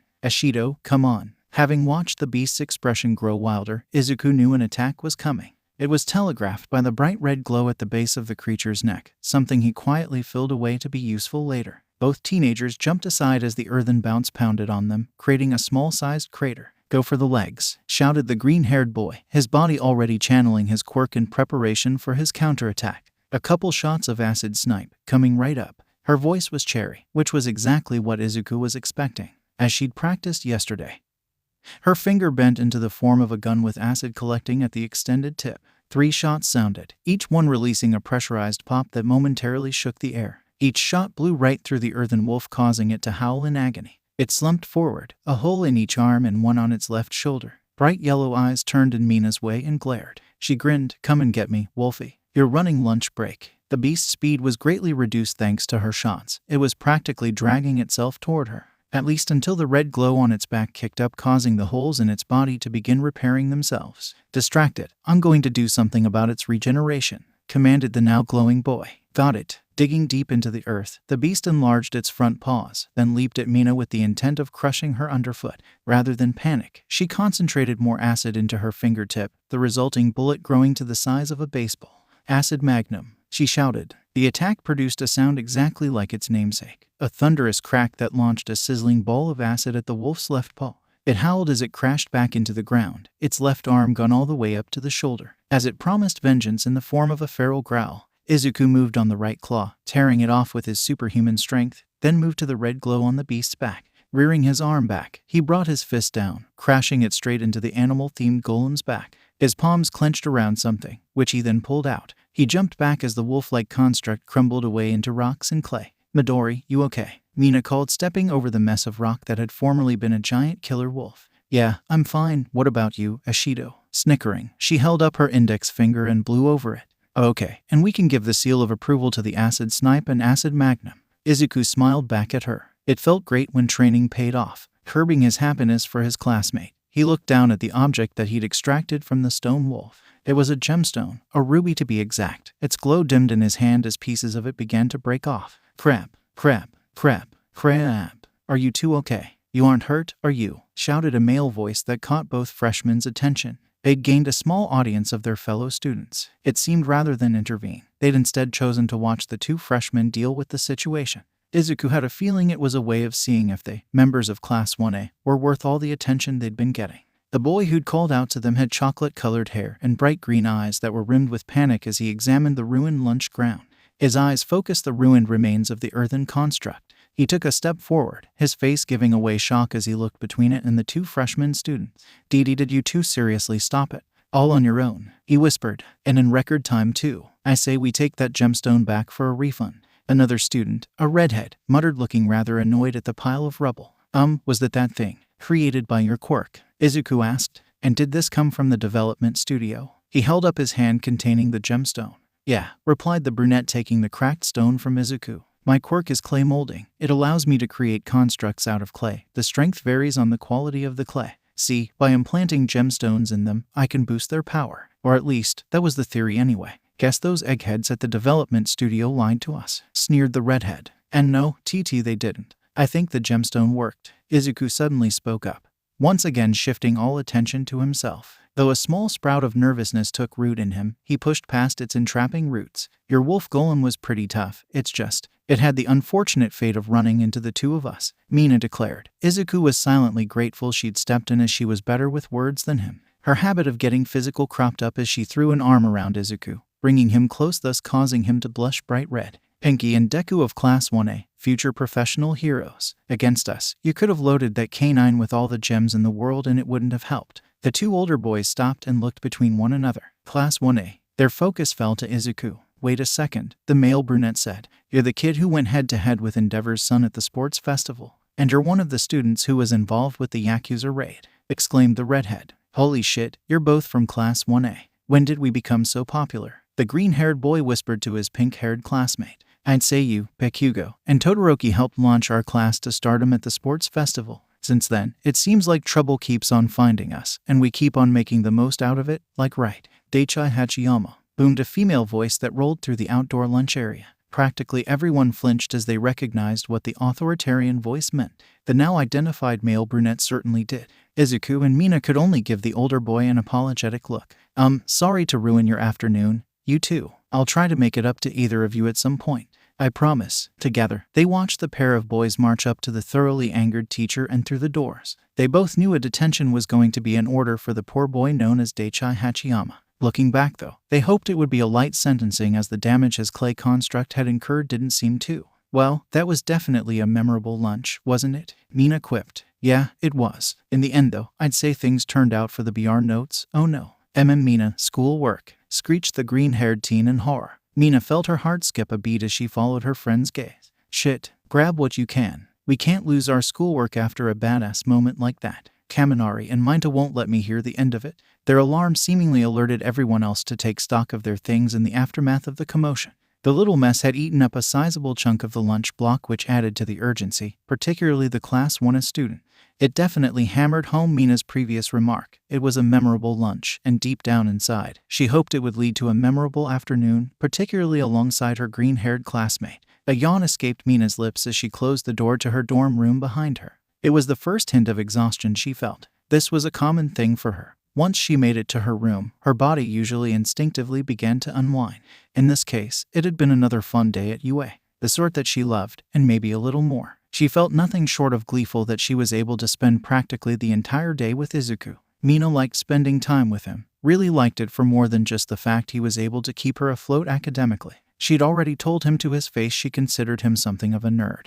But that wasn't a bad thing, especially since in Mina's opinion, he was more on the cute nerd side. Cute and kind. Whenever she thought of his freckle-covered face, Mina smiled. He looked cute on a daily basis, with his cuteness factor increasing whenever he got flustered.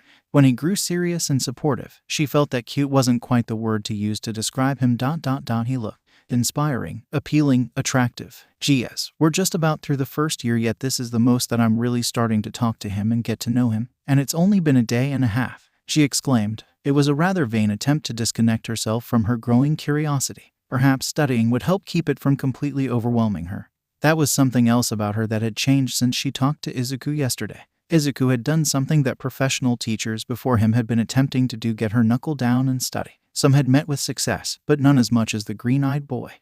What the? Right off the bat she recognized the notebook in her hands not to be hers. Mina knew her notebooks by heart. After all, she decorated them the same way she'd decorated her room, putting her personal touch on them. The one she held in her hands was differently designed. It had a number of geometric designs on it. Such designs couldn't have came from Mina's hands. Flipping the cover open to the first page, her jaw dropped at the title. Heroic Aerokinetics and Flight Users. She flipped past the first page and was hit with an array of encyclopedia-like walls of texts and illustrates pertaining to quirks that allowed one to fly. Mina continued to flip through the notebook, finding more notes and illustrations. She didn't read any of the notes, only skimmed them. Each one gave her a thought as to what kind of notebook this was, and who it could have belonged to. Mina knew of only one person whom would have kept a notebook like this. Well, 2 or 3 really, but only one person had handwriting this eye-catching to her. Feeling a cold sweat gathering on her face, she put the notebook down and reached for another. The title read, Gadgetry of Heroes, giving Mina an immediate idea of what the book contained. Her jaw dropped at the vivid detailed descriptions of the various heroic gadgets Izuku had jotted down. Many of them were the equipment of professional heroes, including heroes from the tail-end age of chaos when quirks first manifested. Much of the equipment would nowadays be considered antique, especially by her generation. Izuku had jotted them down and written out details of their inner workings by hand. He's got some amazing handwriting and drawing skills, Mina whispered, safe in the confines of her own room. A tiny voice in her head yelled at her that what she was doing was a violation of privacy, her classmates' privacy. A serious one. Her mind jumped back a couple hours earlier when they were on their way back from combat practice with the rest of their class. It was the last session they had before beginning preparations for the school festival. What a time for a mix-up like this to happen. Rising to her feet, Mina looked to the door. Any second, she was expecting a knock to come at it and hear Izuku's voice, politely asking if he had some of his notebook. A minute passed, and that minute eventually became 5 in which no knock came. In addition to that, Mina hadn't moved from her desk to the door. If Izuku didn't come to her, she should have gone to him. After all, he could have used these notes. Inhaling through her nose, Mina put the notebook back in the bag, the same bag that had spilled across the ground hours before alongside Izuku's. They had Kaminari, Minta, Bakugo, and Kirishima to thank for being in such a hurry and crashing through anything in their way. That's what the promise of a special dinner would do, which even Mina herself felt a temptation to run for. Such a seemingly annoying but innocent act had yielded this strange opportunity. Reaching back down into her bag, Mina fished out another notebook, one whose title caught her eye. She knew that Izuku took notes on everything, especially anything hero or quirk related. That included notes on his classmates, including her. Those notes were in her hand, a navy blue notebook labeled Class 1A in black ink on the front cover. Within its pages were his thoughts on his classmates, including her. Mina felt her heart pounding at the possibility of seeing what Izuku really thought of her. It wasn't like she doubted what he said to her face. Izuku wasn't that kind of guy. It was just ... She felt like there was always more that he wasn't saying. He was a kind but shy guy who took a little coaxing to truly speak his mind. Well, those thoughts and feelings that normally occupied his mind had likely been put down on paper and now lay in her hands. Damn it. Come on, Mina, just go give it back to him. You're really about to cross a line here. She screamed at herself, trying to fight the urge within her. It was so damn hard. Falling back onto her bed, she stared up at the ceiling. It's Izuku. He'll understand. Not to mention it's not like it'll hurt if I lie a little. She was aware that she was about to head down a slippery slope, but Mina was silently confident in herself. It was just going to be a little peek, and at this book and nothing else. Not even his notes. She could ask him to his face for those. Not to mention doing that would have been more fun, as she could have studied with him and had him explain concepts to her. Mina sighed as she sat upright. Just one little peek at my section, and that'll be it. That's all she would do. Then she'd returned Izuku's books. No damage done to her, him, or their relationship, so there was nothing to worry about, right? Izuku Midoriya, you have a package waiting for you at the mail office. The message had caught him by surprise, to say the least. A package for him. Who could have sent it? What was in it? Curiosity continuous swelled within him, as it always did. Had his mother sent him something from home? Had she found some room decoration that she thought he would like? As he walked to the mail office, Izuku began to entertain another thought. What if this package had came from his father, or another relative? The image of his maternal grandfather and great-aunt came to mind.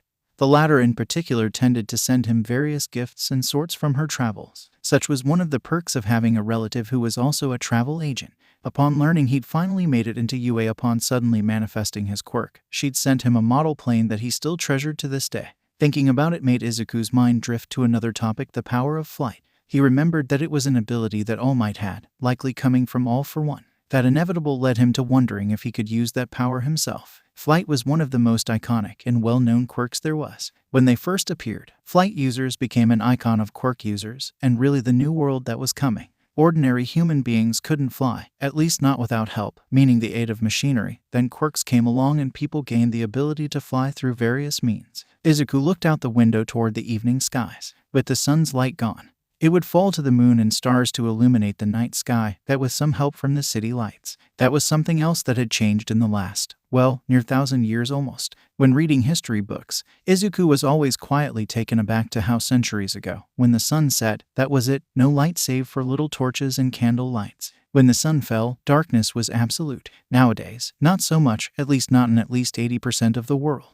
Such was the benefit of being born into the modern era, the age of quirks. It was a blessing that Izuku woke up with every day and was grateful for. Just like how every day he was grateful that he was finally able to make his dreams a reality instead of just standing on the sidelines. Every time Izuku looked at the scars on his right hand, he was reminded that his dream came with a cost, one that he'd prepared himself to pay. But the people around him, the people who loved and cared about him, was a bit of a different story. He thought back to Mina and the talk they shared on the bus ride back to the dorms yesterday. She was genuinely concerned about him and how much strain his quirk put on his body. Oh, if only she knew. Actually, hopefully, she'll never know. It wasn't like Izuku liked keeping secrets. He really didn't, but he recognized that sometimes they had to be kept. A jolt of fear raced through him as the image of a black-masked megalomaniac clawed its way into his mind.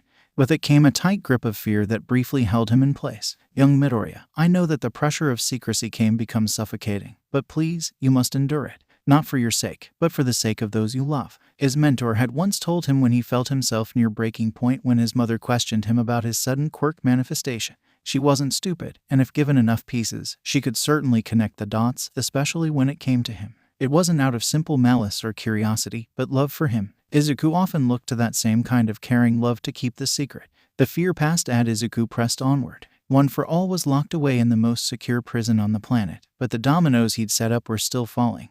They're decent, threatening to crush the world. Not if he or his classmates had anything to say about that, especially him. I'm here to pick up a package, he called, finally arriving at the mail office and walking up to the reception desk. Izuku Midoriya. Oh, you're here at last. The receptionist, a man possessing bug-like antennas atop his face. I'll be right with you in just a moment, please. Deguchi, I'm heading into the back to pick up one of the packages. Based on that statement, Izuku guessed it wasn't a letter or something.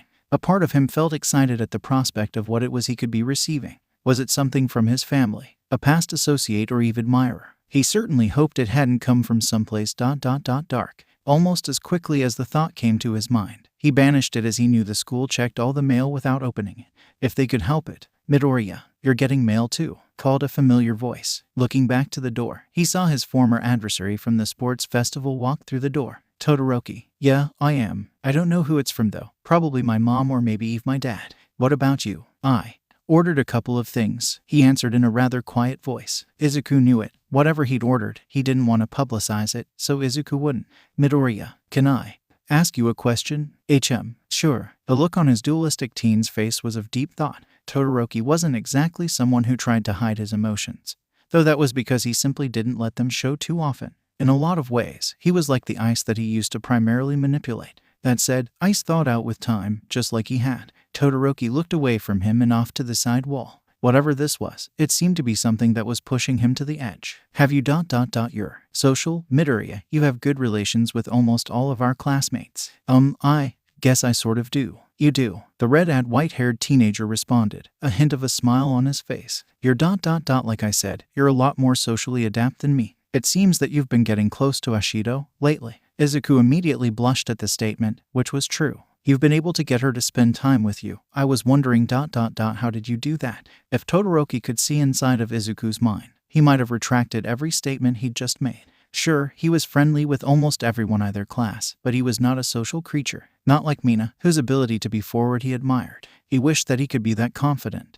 Well, why you were there in class when I woke her up using my quirk. Why you know how that ended up going? Well, partially, he said. What I mean is were you nervous about spending more time with her? Yes, he answered back in a heartbeat. Truth be told, she actually proposed we hang out together and I accepted. After spending detention together, we got to know each other a little better. Once I started getting. The realization slowly dawned on him, leaving the superpowered teen at a bit of a loss for words. Todoroki, you is there someone you're trying to get close to? It was his turn to blink in surprise, and perhaps even embarrassment, of a sort. There's someone whom I have to make a request to say I'm nervous about it. I've been there before. The green-haired boy smiled. It can be scary, but you should go for it. Ask her to spend some time with you, and I'm sure she'll agree. You're a pretty nice guy, Todoroki. Thank you. I think the same of you, Midoriya, responded the scar-faced student, his lips curving into another small smile. Boys, called the receptionist, catching their attention. Your packages are right here. The look to the counter, and both teens promptly went wide-eyed. Izuku held up a finger and pointed at the larger rectangular box. The receptionist nodded. Yep, this is yours. Kind of heavy to be honest. As for you, Todoroki, this one here is yours. His finger jabbed at the square-shaped box that was little more than half the size of Izuku's box. Todoroki would have been lying if he didn't admit to being curious as to what Izuku could have gotten that was that large. Even more curious was that apparently even he didn't know what it was. Yet anyway, Izuku took the book in hand, holding it between his arms in spite of the weight it must have had. I guess I'll have some unwrapping to do tonight, and you will too, huh? It seems we do. Midoriya, thank you for the advice, Todoroki said, giving him a slight bow. You're welcome, even though it feels like I really didn't give you much advice, at least not what I think is good advice. And good luck. Well, whoever this person is, they've got Todoroki all nervous. The idea wasn't too crazy to believe. Truth be told, Todoroki actually had his share of admirers, though Izuku believed some of that was due to him being Endeavor's son or something superficial like his performance at the sports festival. Only a handful of people knew him beyond that, and Izuku felt like he was one of them. That said, there was still much about his classmate that he didn't know. He never felt like priding him. Izuku himself was a private person, and he tried to give others the same privacy that he preferred. Then there were those who poked holes in that privacy, even if they did it unknowingly. He thought Mina was like that. In a way, those people might have been blessings in disguise as they helped people like him come out of their comfort zone. On top of that, maybe it wasn't too much of a stretch to say that they partially became part of his comfort zone. Amazing what changes a day and a half could make in turning two classmates, associates, into friends. Izuku made sure he didn't completely lose himself to his thoughts. He was carrying a somewhat heavy box, and the last thing he wanted was to bump into someone. Call it a hunch, but something told him it was best not to let it fall to the ground. He'd glanced at the UPS label and saw it came from America, which meant it was something his father had sent. Admittedly, that put an extra pep in his step as he returned to his dorm room. Of course, as he did, he got a few looks and questions from his classmates, who naturally took notice of the box he was carrying. The only answer he could give them was a gift from his parents, which was technically true. Knowing his friends, though, they'd all no doubt assume he was talking about his mother. Using his foot, he pushed the door open and stumbled in, placing the box on the floor and sitting on the bed. All right, Dad, time to see what it is you sent me. Going to his drawer, he pulled out a box cutter and set about cutting the tap that bound the edges of the package. Flipping the top open, the first thing that drew Izuku's attention was a white envelope, a letter. He held it in one hand while pulling away the wrapping that lay underneath it, and by extension, whatever else was in the box. Izuku's eyes widened as he saw what lay underneath. Those are. Placing the letter atop the bed, he reached down to grasp the first of the 2 discs that had came in the package. No, they weren't simply discs, they were albums, musically albums. Izuku held the first in his hand like it was a bird's egg, the chick inside seconds away from coming into the world. Actually, he was staring at it like the chick had just emerged into the world, allowing him to witness the miracle of life. Light reflected off the polished record that he turned over in his hand. It felt slightly warm in his hands. Izuku's eyes moved from the record to the cover it had came in. Immediately, he recognized the singer, to be American, African-American to be exact. He marveled at it for a minute, then began to dig through the rest of the trio of albums that lay atop the heavy metal object that was the center of most of the weight. The glistening records told him what that object was. Izuku's heart pounded at his mouth stayed silt open eye at each record, in perfect condition. Upon closer examination of each, Izuku noticed a line of light blue circuitry running through them. Running his fingers along the first record, he could feel the circuitry idents. Putting the 2 albums on the side of his bed, Izuku reached down into the box with both hands. Gently, he lifted the seemingly authentic record player into his lap. His already twinkling eyes glowed even brighter as he looked over the old-school machine. Or at least, it looked old-school. From the records that lay at his right side, Izuku knew the device in his lap wasn't a vintage piece of musical enjoyment from a bygone era, but it had been constructed to replicate it. From what he saw, it had been built to do a good job of that. Though it looked like plain old wood, Izuku knew the base was lined with state-of-the-art technology, including up-to-date speakers and volume control, which could be controlled by the equally authentic-looking numbs on the front. Running his hand across the glass, and he could tell it was made out of a special polymer that was no doubt resistant to the lowest levels of superhuman strength. Izuku had a feeling that his father had specifically picked it out with knowledge of his newly awakened super strength, or the possibility that the player would be the unfortunate target of some random object throw or dropped on it. Either way, it was a nice touch. Continuing to look it over, Izuku's suspicions were further confirmed as he saw the various outlets for headphones and iPods. In spite of those things, he knew the needle could still play as well as an ordinary record player could. Izuku was tempted to hook it up and give it a spin. He didn't do that though, putting the music player back into its box and setting it back into the larger packaging box. His heart silently pounding in his chest, he reached for the envelope and tore it open, pulling out the letter within. It was typed, of course, but that didn't diminish the warmth Izuku felt in reading it. The words were what counted in his opinion. Dear Izuku, it's been about a month since I last wrote to you, but by that time it seems quite a lot has happened to you. Given the career path you've chosen in your school, it's not too surprising. For you mother though, it's cause for concern. I won't lie to you, she's not alone. When I heard exactly what it was you were involved with, I was worried sick. Villains are one thing, but the Yakuza, frankly, I'm surprised they're even still around. Though I imagine after this latest debacle they might retreat even further underground and likely stay there. When you said you wanted to become a hero, I knew there were going to be a lot of dangers that you would face. Some of them ... Well, Izuku, I know I may not seem like an expert, but the world can be filled with terrifying things. But it can also be filled with some good things. And I'm happy you discovered such during your time at UA. I'm happy that you're apparently still thriving there like I hoped you would. To help with that, I sent you this little gift. You've always liked music, though you never really took it as a hobby. It can be relaxing though, and the life of a student at a superhero student can call for some of that. Office life can be a drag and at the same time quite taxing. But it has its perks, as you've no doubt seen. This record player is based off some of the more popular models from the latter half of the 20th century. It was a gift from a friend I made while working on the job. She works in the musical division of the Riseware company, so it's top-notch. As for the records ...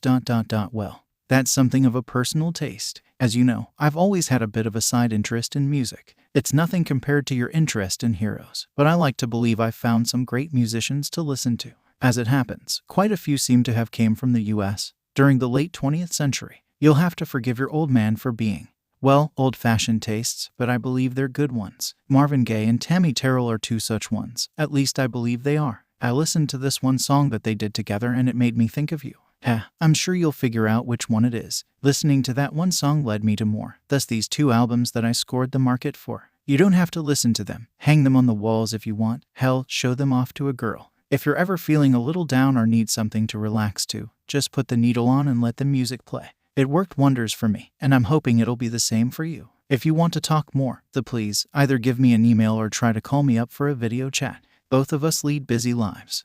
But as your father, I'd like to know that you're doing alright, and I want you to know that I'm doing alright too. By the way, I haven't forgotten about our marriage anniversary. I'm going to try to make it back. I time for it. Though well, I'm going to do my best, which hopefully be enough. Sincerely, your father, Hisashi. Izuku could feel his eyes beginning to water a little. He couldn't help it. He was a sentimental person, just like his mother. His father seemed to be the only one of the family who wasn't a softie, at least most of the time anyway. Izuku remembered him telling him that he always had a soft spot for that sentimentality, and it's what drew him to his mother. She'd passed the trait down to him, something he always took in strides. He was going to write his father back, send him an email at best. The question was when would be the best time to do it. Izuku knew his father had become quite busy since his work took him overseas. That didn't mean he severed all contact with his family. Putting the letter aside, he reached back for the first album that he'd pulled out. His English was decent enough that he could read whole paragraphs and listen to a few songs. Foreign language was another subject that he studied, especially after the battle against All for One.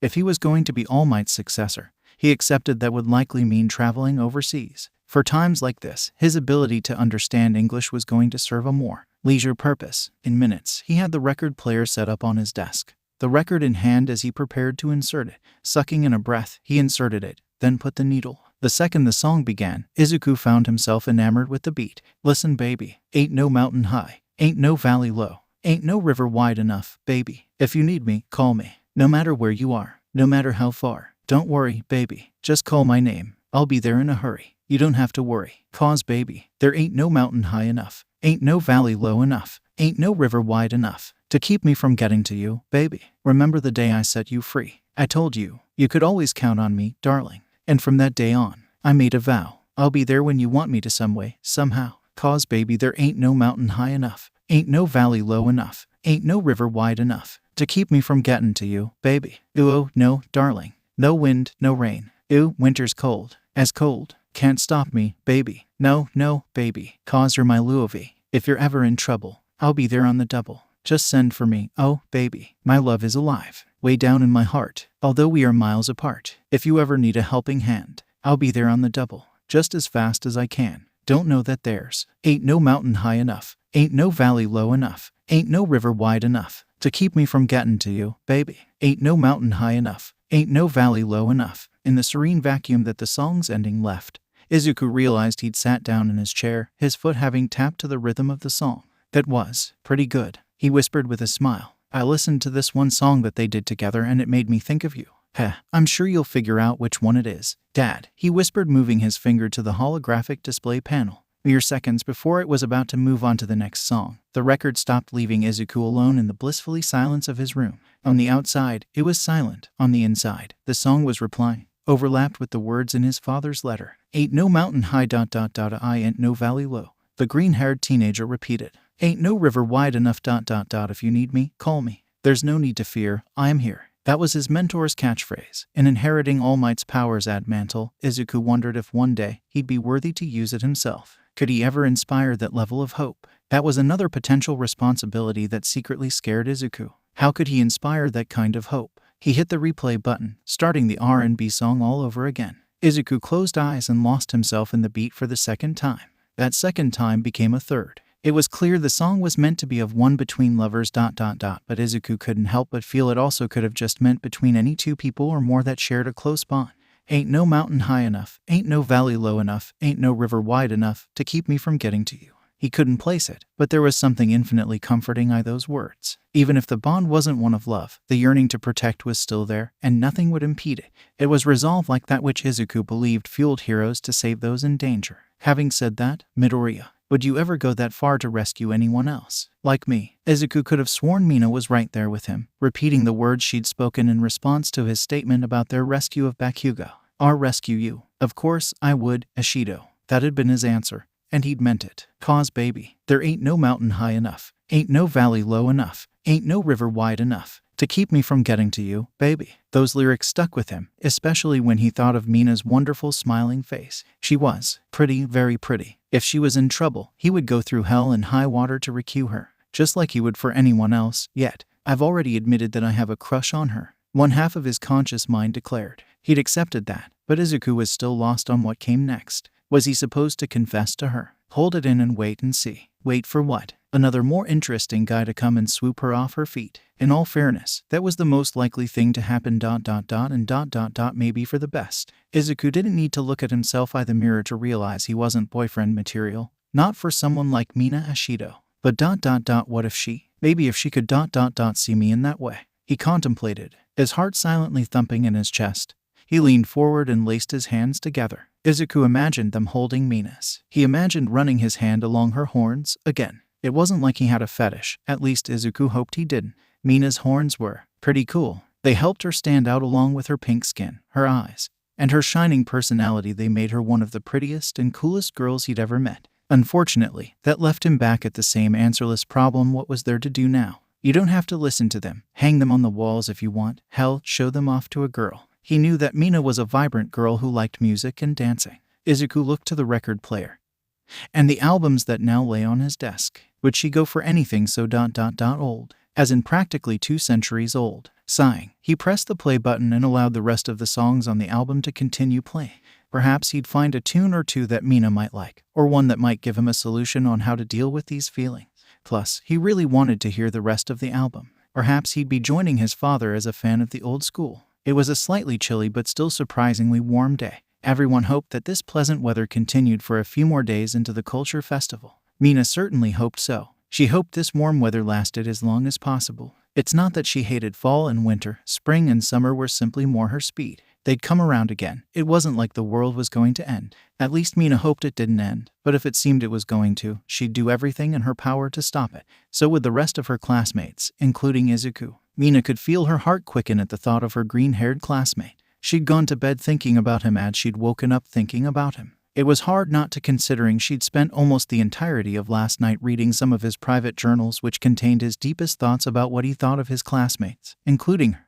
Mina planned on giving them back to him ... and apologizing. The second she saw him at breakfast, she felt a mixture of happiness and dread. It was only made worse when Izuku waved back at her. "Hey, Ashido. Good morning." His voice flipped a switch within her. On one hand, she felt nervousness seize her by the throat, yet Mina truly felt her heart beat a few ticks faster. It was beating in joy. The latter wore out over the former, giving her the ability to smile. "So, hey, I guess you didn't watch anything too traumatizing last night, did you?" "No, in fact, I actually got a pretty good night's sleep," he responded with a bright smile that affirmed his words. That was both reassuring and troubling to Mina. She guessed that Izuku hadn't noticed some of his notebooks were missing. If he had, he likely would have been asking around, including asking her if she knew where they were. That would have made this much easier. "I'm happy to hear that. Matter of fact, you're one guy I think definitely deserves a good night's sleep after all the crap you've been through over the last couple of days. Hey, I told you, I don't hold the detention against you. In fact, I'm actually grateful for it. I got to help out a friend and spend more time with her." Izuku responded with that innocent charm that she was beginning to find appealing.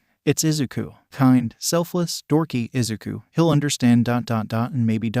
he'll. "Well, I'm happy I got to spend more time with you too, Izuku. So happy that I'd like to do it again today, if you don't mind." As she expected, his freckled cheeks took on a pinkish red hue. Yet again, Mina felt proud at being able to induce such a colorful reaction. Actually, can I talk to you at lunch? There's something I have to tell you." "SS something you have to tell me?" "SS sure." Mina could see that he detected something by the way she was talking.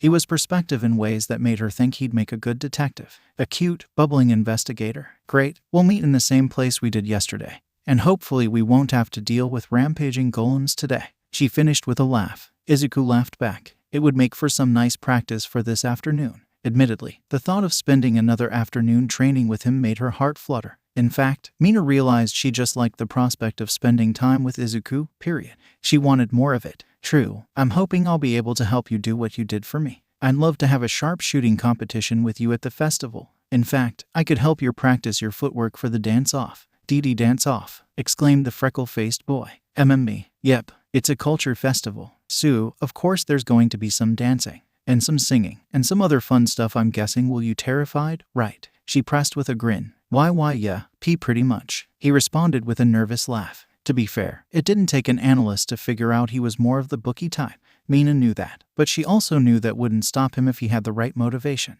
"Say, if I were to say I needed a dance partner, would you be willing?" She knew what she was doing, leaning forward and smiling at her while batting her pink eyelashes. Izuku's face went redder than Kirishima's hair. Aye.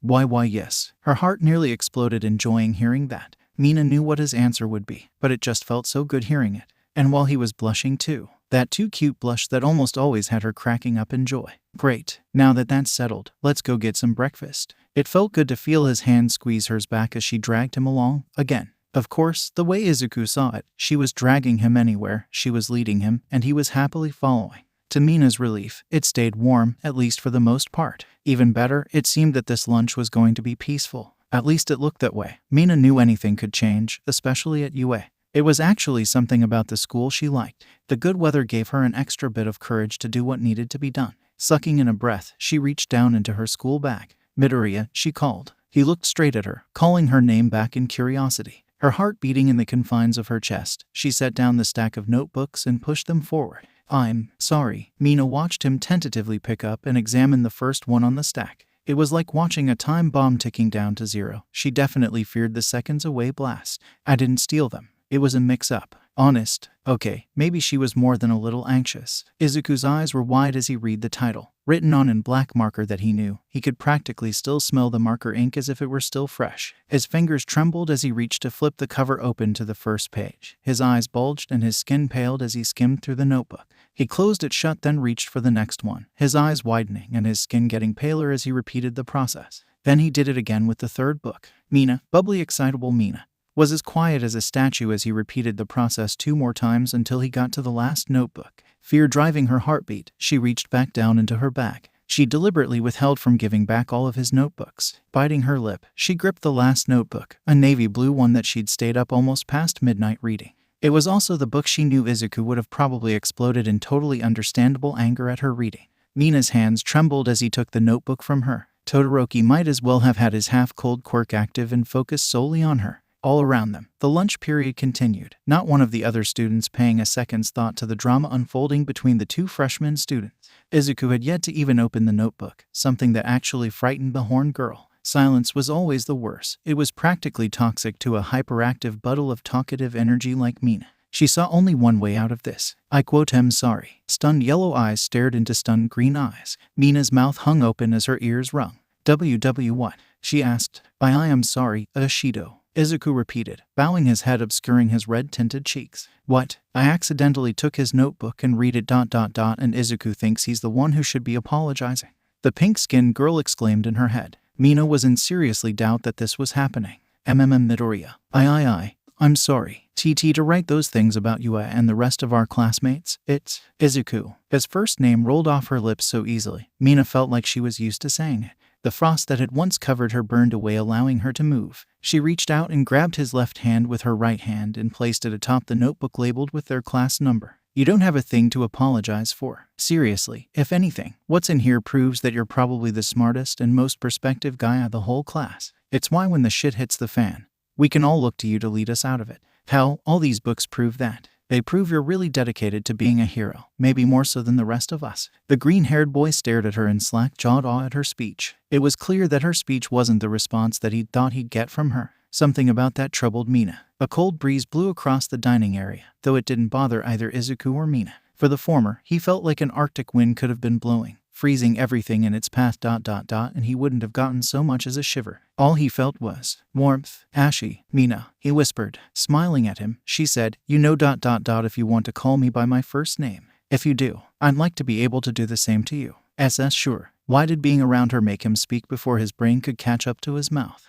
Maybe that's part of having a crush on someone. And having that someone sitting across from you ... and holding your hand. He liked having Mina close, and he liked the prospect of being able to call her by her first name.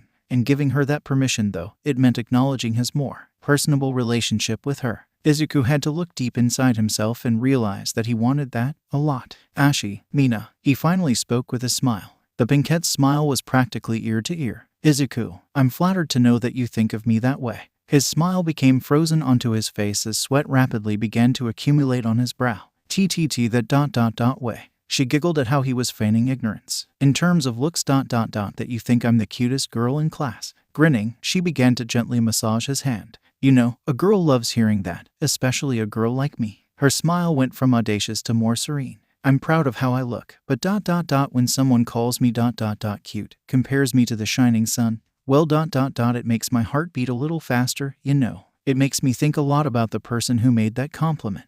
His cheeks were blazing like a furnace, and there was no shower that Izuku could summon to put them out. Not even the curtain of sweat practically falling down his forehead seemed to be enough. How it had yet to evaporate from the heat surging within him, Izuku would have loved to know. At the moment, though, he had other things to focus on, like the fact that his crush was essentially confessing to him. Yes, confessing to him. This was the last thing he was expecting to happen when he woke up this morning. Your entry it's incomplete. I wasn't able to update it before I misplaced it. That was all he could see, his gaze now focused on the table and his class 1 notebook. Even so, you're practically written a decent enough portfolio on everyone in class. Actually, it makes me a little scared to spar with you since you pretty much know all of our weaknesses.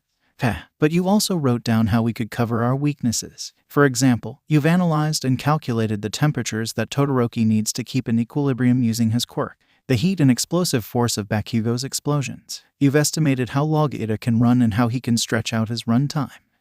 With me you've already started running the numbers with my quirk, and we only talked about it for like 1 day. Rather than down, he simply looked away, his cheeks still aflame. Yeah, I guess I'm weird like that. And like I said, it's a cute kind of weird. Mina giggled. You're cute, strong, and smart. Now that's what I'd call a winning combination. Tying it up is your kindness. Izuku, you're probably one of the kindest people that I know. Reading your journal just proved it. Normally, I'd expect some snarky comments and insults above everyone, including Minta, but you had some positive things to say about him, some of which are actually true. She laughed at the way his blush deepened. Don't worry though, I won't go blabbing what I read in there. All those things, those were your private thoughts, including ones about me. Izuku was struck by just how weird his life was. At one point, it was completely ordinary being a quirkless kid, a world filled with quirks. A world where a quirkless person like him had about as much of a chance of becoming a hero as a cat did of swimming the 7 seas. Then by pure chance, he met his idol, and in becoming his successor, gained a quirk. How likely were any of those things to happen? How likely was it that the evening he misplaced one of his notebooks, he realized he'd gained a crush on one of his classmates? Izuku was tempted to say that he'd gotten lucky. If he'd lost his class journal today, he'd have had time to put down his recent feelings about Mina along with the developments they'd made in her acid quirk. The latter one wasn't so bad really. The former, he dreaded to think about it, even as his feelings were being deciphered right before him. Hey, Izuku, called the pink-skinned girl. Those things you wrote in this notebook you meant them, right? There was a slight hesitancy in her voice that surprised him. Just as surprising was the faint change in the coloration of her cheeks. Mina's pink cheeks had gotten pinker, which answered the question of if her skin could get any pinker. They apparently could. Mina, every word that I wrote down in those books, I meant them, especially when it came to you and the rest of our class. His heart was beating fast, yet Izuku found himself remaining calm. A familiar clarity had descended over him. It held Eve as he raised his head and looked into Mina's yellow and black eyes. Izuku actually felt his focus magnify as he stared back at her. His cheeks were still the color of autumn leaves, but that didn't stop him from speaking his mind or his heart. Ashido is the color pink really suits her. When I look at her, it makes me think of the sun, radiant and life-giving. Her personality completes it. She's such social and friendly, inviting and encouraging. She's like that with everyone, kind of like how the sun doesn't pick and choose where it shines. It just does, like her. Even when she suffers a setback, she picks herself up and keeps on going. The sun always comes out through the clouds. She stared at the green and black-haired boy like he'd just recited poetry. As far as Mina was concerned, that's practically what Izuku Midoriya just did. Suddenly, she removed her hand from his, something that caused Izuku to tense up with fear. He'd just scared her off, he knew it. At the very least, he could take her rejection with a little bit of MMMPMMH. To say that he was shocked would have been a colossal understatement. Mina was kissing him. Mina Ashido was kissing him. Mina Ashido was kissing. Mina Ashido was kissing him. On the lips. Then she wasn't. But the lingering taste of her lips remained on Izuku's. Her eyes stared back at his. Her lips parted as she giggled. Hey, having said all that, would that be like getting kissed by the sun? Was it possible for his head to get any hotter? Izuku felt like he was hosting an erupting volcano in his head, the magma flow turning his cheeks bright red. In spite of that, he was able to dumbfoundedly nod in response to her question.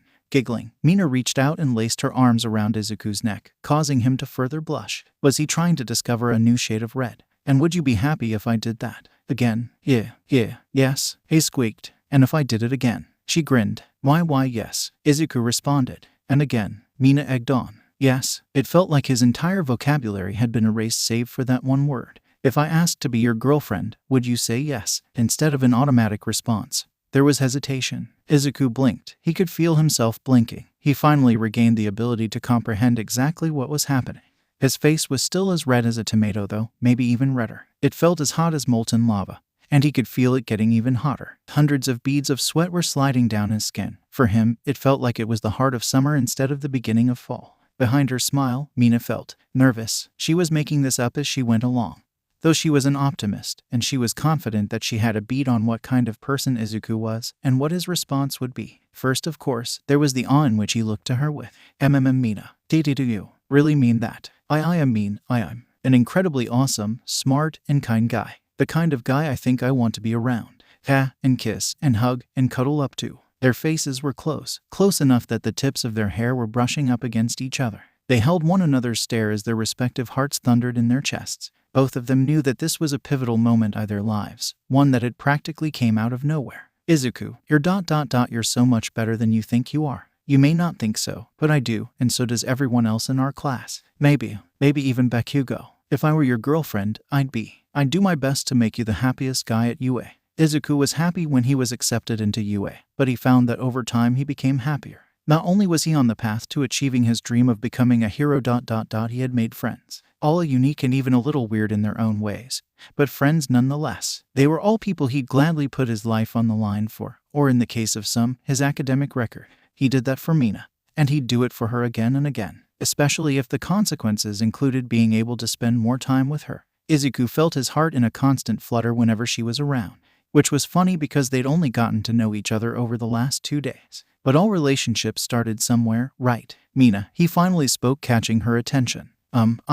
I feel like I should be the one making that promise to you. For a second, she seemed stunned by his words, but her surprise quickly melted away into a warm smile. And that's another reason why I think you'd be a great guy to have as a boyfriend. You're so darn chivalrous. Practically my dorky green knight who can punch out giant robots and leap across buildings. Speaking of which, would you be willing to take me up one day? Take you up? What do you mean? He asked, getting a funny feeling in his chest. Giggling again, Mina sat back down directly across from him. Izuku was actually a little saddened as he was enjoying having her arms wrapped around his neck and her face so close to his. He really would have liked another kiss, this one being one he was able to consciously enjoy. Maybe once Mina had explained herself, he could ask her if she would and no, he was going to give her an answer to her question. You know, look, you know heroes, right? Mina did something Izuku never thought he'd see her do. Both her index fingers came together and a thick blush turned her pink cheeks darker, almost to the point they seemed to be turning purple. You know how in some cases heroes can get together. Heroes, heroines, civilians, you know. He nodded, and he did so with a slight blush showing he had an idea of where she was going. Well, some people, girls like me, like it when their guys can just carry them off, or fly off with them. Izuku knew what she was talking about. He just didn't seem able to place himself in that position carrying a girl in his arms while flying away. In fact, Izuku outright couldn't fly, but he could leap across great distances. That counted for something, right? Doing those sorts of things, he spoke. Why you'd trust me to not let you fall. Yep. Her trademark optimistic smile came back in a flash. Izuku was happy to see it back. Izuku, I could be falling from the highest skyscraper in the world and I'd trust you to catch me. Izuku's heart thumped his chest at those words. I'd trust you to do the same. Again, his mouth moved before his brain could. It was his heart that had driven the words out. I'd trust you to watch my back in a fight, Mina. I'd trust you to have my You'd trust me not to break your heart, she suggested with a hopefully light in her yellow eyes. He nodded. I'd do my best to be the best boyfriend in the world for you, Mina.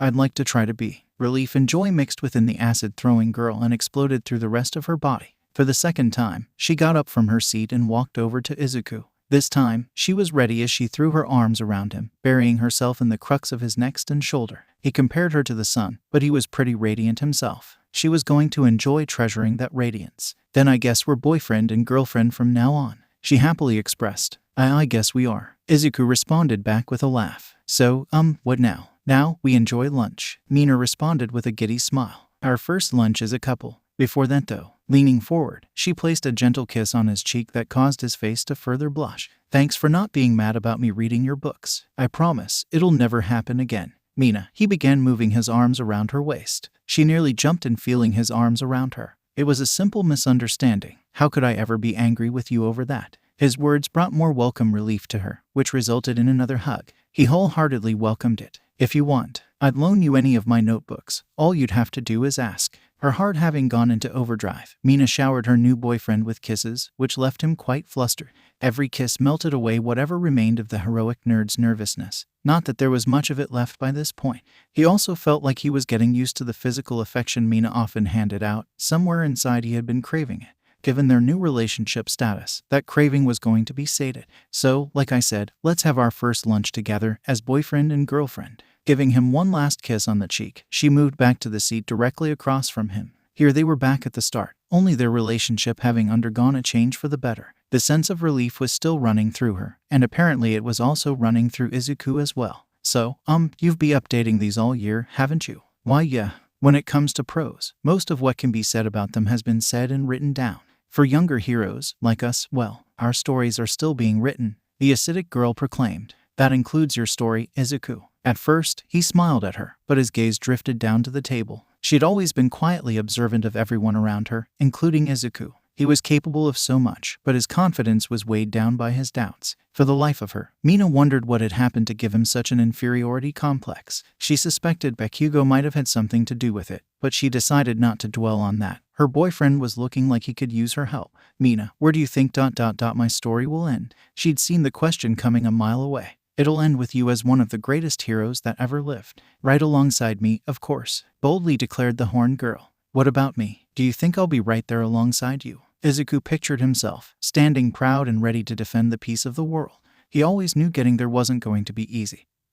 He'd learned that firsthand over the last several months of attending UA. In spite of the hardships, he'd endured and kept marching onward. Now, as he sat across from his new girlfriend, he pictured her at his side. A subconscious smile blossomed on his face, in clear view of the pink-skinned girl. You will be. While Mina had already gotten an answer in his expression, it was awesome to hear it with her own ears. Awesome, now come on, let's eat, she exclaimed. Their talk, though very much needed and appreciated in the long run, had eaten up almost 3/4 of their lunch block, a fact they were made aware of almost 10 minutes later when the bell rang. Both young heroes were caught by surprise.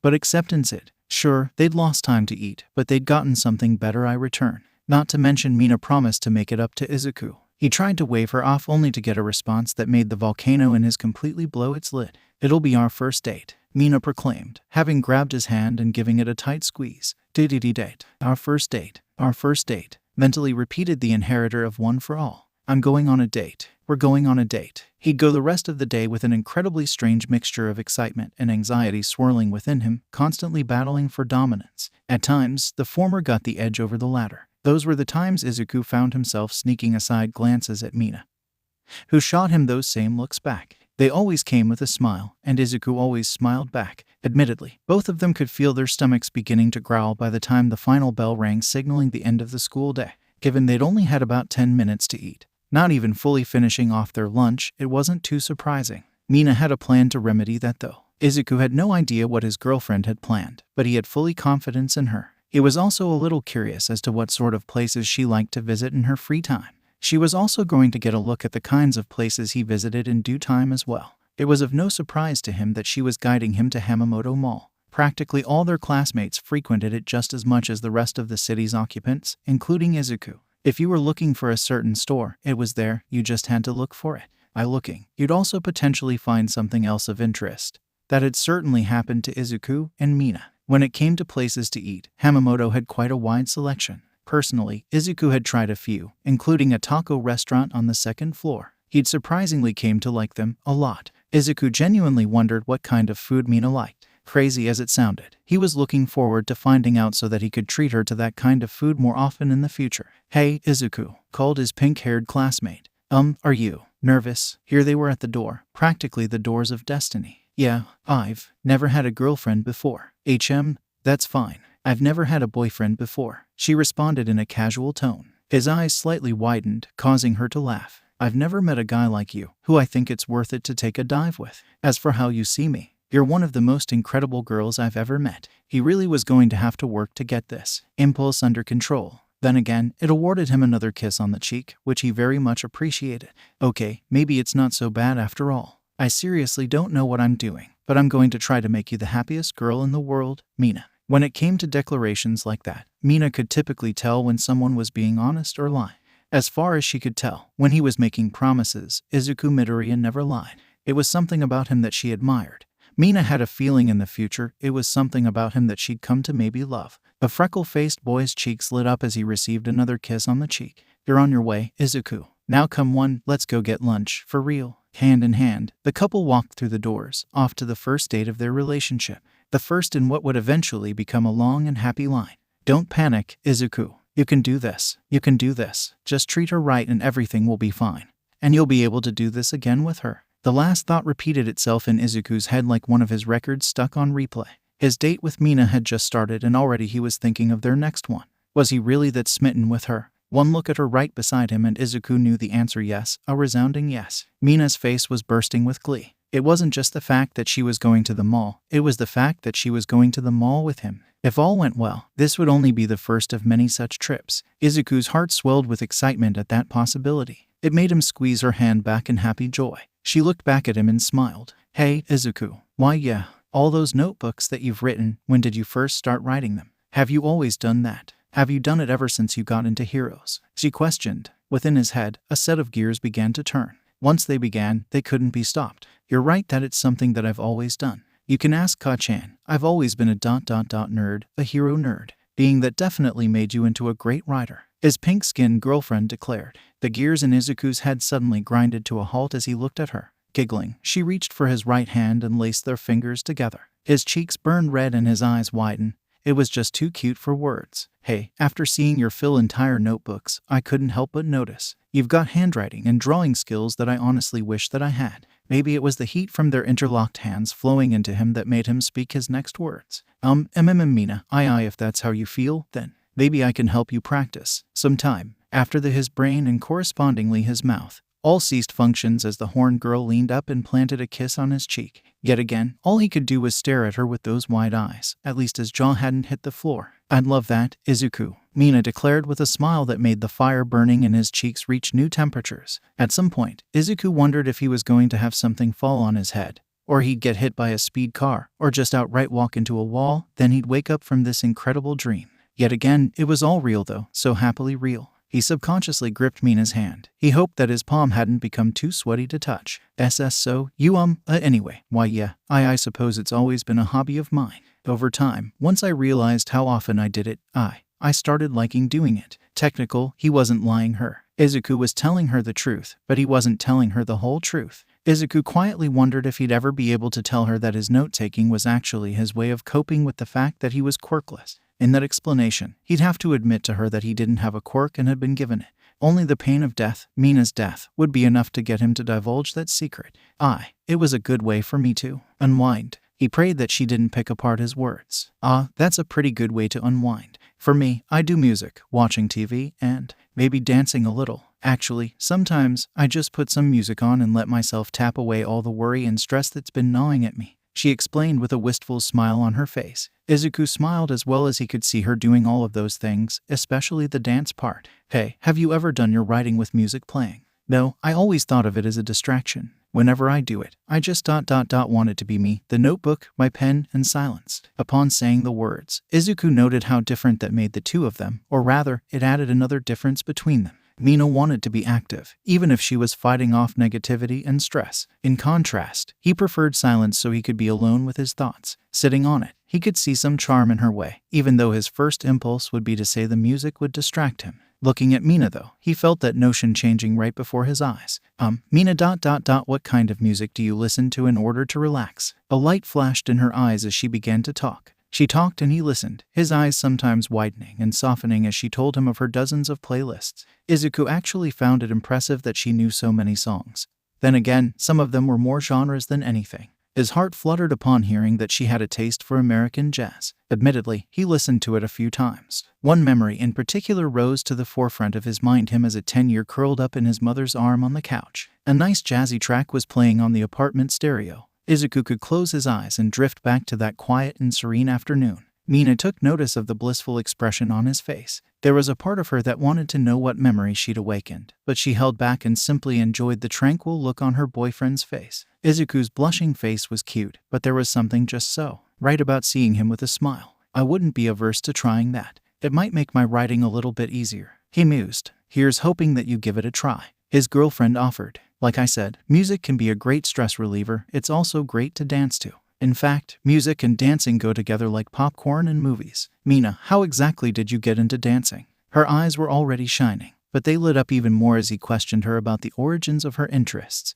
She was more than happy that he did. It's something that I would do when I was little. My love of music is something that's just always been with me. My mom told me whenever it was playing, I would subconsciously shake and wave to the beat, which she found adorable. As I got older and realized what I was doing, everything else just sort of fell into place from there. I accepted that it was who I was, just like how I was born with pink skin and horns. They're what make you, well, you, Izuku affirmed with a cherry smile. His heart was already racing pretty fast. Perhaps it was that fast pace that led him to continue speaking instead of cutting it off there. And who you are ... is ... a pretty amazing person. Suddenly, the pink-skinned girl spun on the tip of her foot and wrapped her arms around the green and black-haired teenager. Izuku had a good 5 seconds to blush beet red, which Mina enjoyed seeing. Then she added to his blush by gently pressing their lips together. The fact that they were in public only made Izuku's blush deepen. He was being kissed in public, by a cute and wonderful girl like Mina. This was like something out of a dream. Coincidentally, Izuku had found that dreams could actually come true.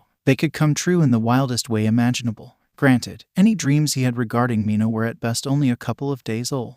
Just a couple of days old, and here they were as boyfriend and girlfriend. Talk about things moving fast. Upon pulling away from him, the acidic teenager grinned. You know, for a guy who stutters and sometimes trips over his words, you always seem to know just what to see to make a girl's heart race. A stream of stuttering words spilled from his lips, making Mina giggle and grin. She silenced him with a short but sweet kiss. He went silent and simply stared at her. I'd say the same thing about you, Izuku. You're pretty amazing yourself. Izuku's mind had been going at 1,000 miles a minute. Then, with Mina's kiss, it ground to a halt. Her words got it going again, and revved it up in the process. Why you?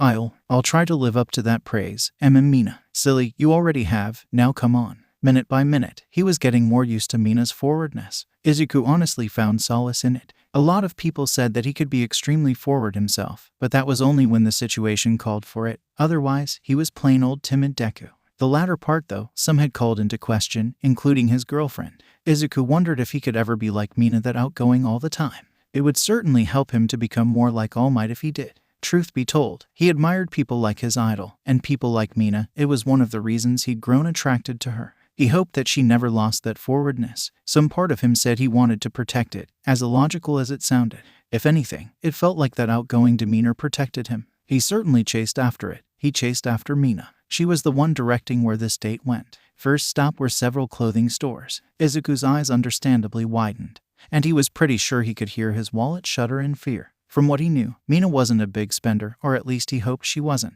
Regardless, if going past his budget made Mina happy, then ...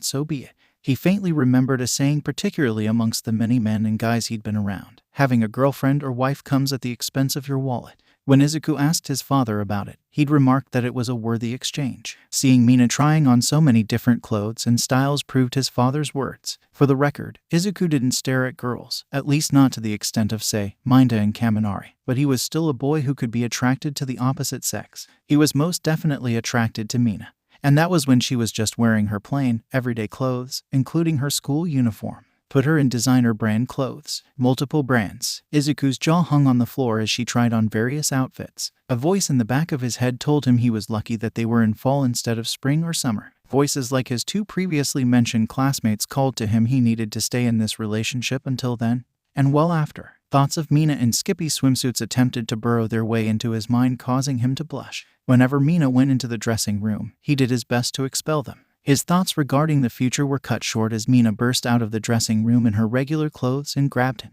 All right, now it's your turn, Izuku. What? My turn. But I already have enough clothes, especially some to make it through the fall. He attempted to protest. What about the winter? She had him there, which he admitted to with a cocked eyebrow and thinking look. And besides ... won't you let me gawk at you the same way you've gawked at me? Wide-eyed, he stared at her with freckled cheeks fast turning red. Why you in and noticed? She nodded, continuing to grin at him. And you're okay with that? Considering you're my boyfriend, yeah. You're allowed to gawk at me. It actually makes me feel pretty good. His lips curved into an upward smile of relief. Mina raised her right index finger to Izuku's chin. And if I were to stare at you dressed in various outfits, would you like it? In spite of her finger, Izuku looked down, embarrassment once more coloring his cheeks. She switched from a finger on his chin to a palm on his face. Izuku, I promise, I may laugh at you if you dress a little ridiculously, but as you girlfriend and you friend, I'm never going to laugh at you with the intent of emotionally harming you. You're too nice of a guy for that. And frankly, I have a hard time seeing you look uncute in anything. Cute. Mina, I don't think that's a real word. The super strength user laughed. Internally, he felt like he'd just been wrapped up in a big warm blanket. A big pink-colored blanket. Maybe not, but plenty of people use it. Like me, and maybe you too. Me too, huh? I guess I can start using it, Izuku admitted. She smiled. Good. Now then, would you ever use uncute to describe me? No, you're never new. Mina burst into laughter while he nervously smiled at him. You're learning. Hopefully you won't learn too fast or else I might run out of tricks. I'll have to come up with some new ones. That statement inspired both amusement and terror within the young hero. On one hand, he loved Mina for her teasing. On the other hand, what would happen if she stepped up her game?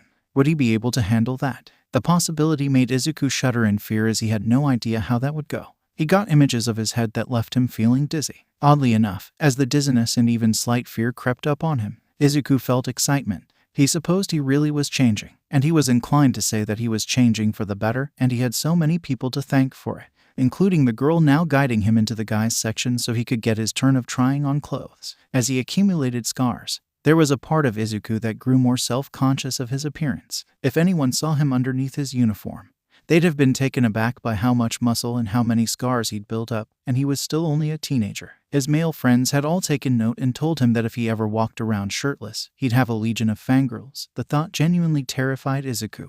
Doubly so since he knew what some fans could do if they took their obsession a bridge too far. For the record, Izuku knew that he was a total All Might fan and a hero fan, but he had lines he wouldn't cross. Others, well, he heard stories and he left it at that. He didn't have a problem bundling up in at times thick or heavy clothes. Given the weights that he sometimes ran with, it made little difference. Not to mention he could just shed them in a heartbeat if danger came knocking. It wasn't something that he'd like to do, but Izuku always kept himself prepared. Still, he rarely found any pleasure in shredding clothes that cost anywhere from 3 digits to potentially 4. Some heroes had actually had their careers ended over such reckless behavior. Others took joy in it. Anyone with an ounce of self or self-conscious awareness simply backed out of any of these clothing deals since they knew how it would end. Izuku sometimes wondered if he'd be one of those people. Fashion had never been an interest to him, unless it was superhero-focused, which meant that anything All Might-centered would definitely tickle his fancy. He laughed at himself in the mirror as he pondered all these thoughts. When he stepped out of the changing room, he got used to flashes of light from Mina's smartphone camera. You won't be waving those around the dorm, will you? Izuku casually asked. Oh, don't worry about that. These will be staying with me. I don't want anyone else seeing how good you look. At least not until you make it big and your name and face are plastered everyone. It was a future that Mina was sure would come to pass. She'd do her best to make sure that it did because Izuku was her friend and her boyfriend. You really like green, don't you? She remarked in reference to the dark green striped sweater that he'd tried on. Then again, it is in your name, isn't it? Yeah, it is. Green's always just been my color. Suppose I get it from my mom. My taste for it in my hair. Your mom, what's she like? My mom, he mused, trying to think of how best to describe the woman whom raised him and loved and supported him. She was practically part of his whole world. She's ... kind, so incredible kind and loving. You'd love her, or at least you'd come to, he said with a warm smile. You know, I think I will ... and I'd love to meet her one day. Mina half expected him to swoon at the thought of her meeting his mom, but he didn't. Izuku continued to smile, seemingly accepting the proposition. If their relationship really took off, then it would be inevitable that they'd meet. Mina just hoped she'd be able to make a good impression. Izuku, I've heard you talk about your father a couple of times ... What's he like? I mean, are you two still in contact with each other? Oh, if only you knew, Mina, he thought. Izuku thought of how absurd it was for him to receive a gift and letter from his father the day before he got his first girlfriend and went on his first date. That gift being a record player of all things and the girl in question being a person like Mina was kind of funny to think about. Yeah, we still talk, and he and my mom are still together. Having a long-distance relationship isn't easy, but they've made it work. That's something about their relationship that I've always admired. It felt strange talking about his parents, and that was because he so rarely did it. The only person he'd done it before was with his mentor. What does your dad do for a living? He works overseas for some company. Yep, hold on a second. Back into the changing room he went, and out in his regular clothes he came. Mina followed him to the other side of the men's section, where formal suits lay. Izuku gently pulled at a black business suit and smiled at her. Corporate accounting, and he's pretty good at it. You know the way I can be hyper-focused, he can be like that too sometimes. Mina smiled back, but then her smile morphed into a grimace. That's ... well, at least that's a stabilizing job, and apparently he's good at it. It's just not the kind of job that you'd ever want to have for yourself. The kind of job that would suck out your soul and leave you a decayed husk of a person. Izuku laughed throughout the entire statement, showing that he wasn't a stranger to talking about it, which he hadn't done in years. Yeah, it was never the kind of job that I wanted for myself either. Good, it's too boring for you. And it'd be way too boring for me. I'd lose my mind within a day. What, you don't think you could last maybe a week? No, look at me, Izuku. Do you think I would be able to wear a suit and sit behind a desk doing paperwork? She shouted while waving her arms about. Laughing, Izuku let go of the suit and crossed his arms, making a show of seriously thinking about it. Apparently, the acidic-in-training heroine wasn't the only one who knew how to have a little fun at another's expense, namely his girlfriends. Let's see. I could sorta picture it, but it wouldn't quite be you. You're too bright for an office room, unless you're fighting a supervillain in it. I suppose you've got a point there. Luckily, stuff like that will always stay confined to just the imagination. I'm more than happy having chosen the path of a hero, and you're better off in doing the same, Izuku. Where would I be if I hadn't chosen that path, if that path hadn't opened itself up to me? It was a question that sometimes gnawed at him, and the terror of it kept him up at night. That question was something else that separated him from his classmates. They all likely could have done different paths besides hero work, or most of them. Izuku thought of Bakugo and Todoroki. Mina. Yeah, swerving his eyes over to the various suits. He felt his cheeks heating up and his stomach twisting itself into various knots. How would you think I would look in a suit like this? Cute, she answered in a heartbeat. You'd look really, really cute, especially if you kept your hair as it is. He smiled as she reached up and ruffled his dual black and green colored hair. Matter of fact, I'm hoping one day I can see you in a cute suit. I heard from the other girls you looked pretty cute when you were at the part on Island.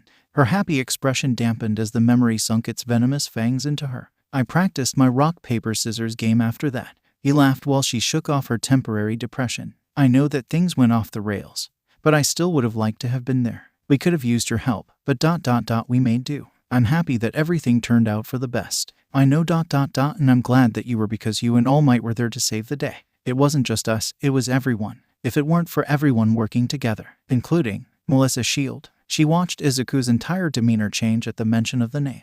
It confirmed a silent suspicion that she had. Jiru and Momo told me about her. It's not like they told me the whole story or some confidential information. If I'm ever going to hear any of that, I want to hear the full story from you. That is, if you're willing to tell me. You don't have to. He was quiet for a minute, a response that quietly wondered Mina. Her intuition was sometimes spot on, and sometimes it was quite a ways off. This was one of those times she felt it was the latter, and she wasn't sure that was such a good thing. Her intuition told her that whatever had happened on Island, there was more than what the official report had said. Mina was sure of it.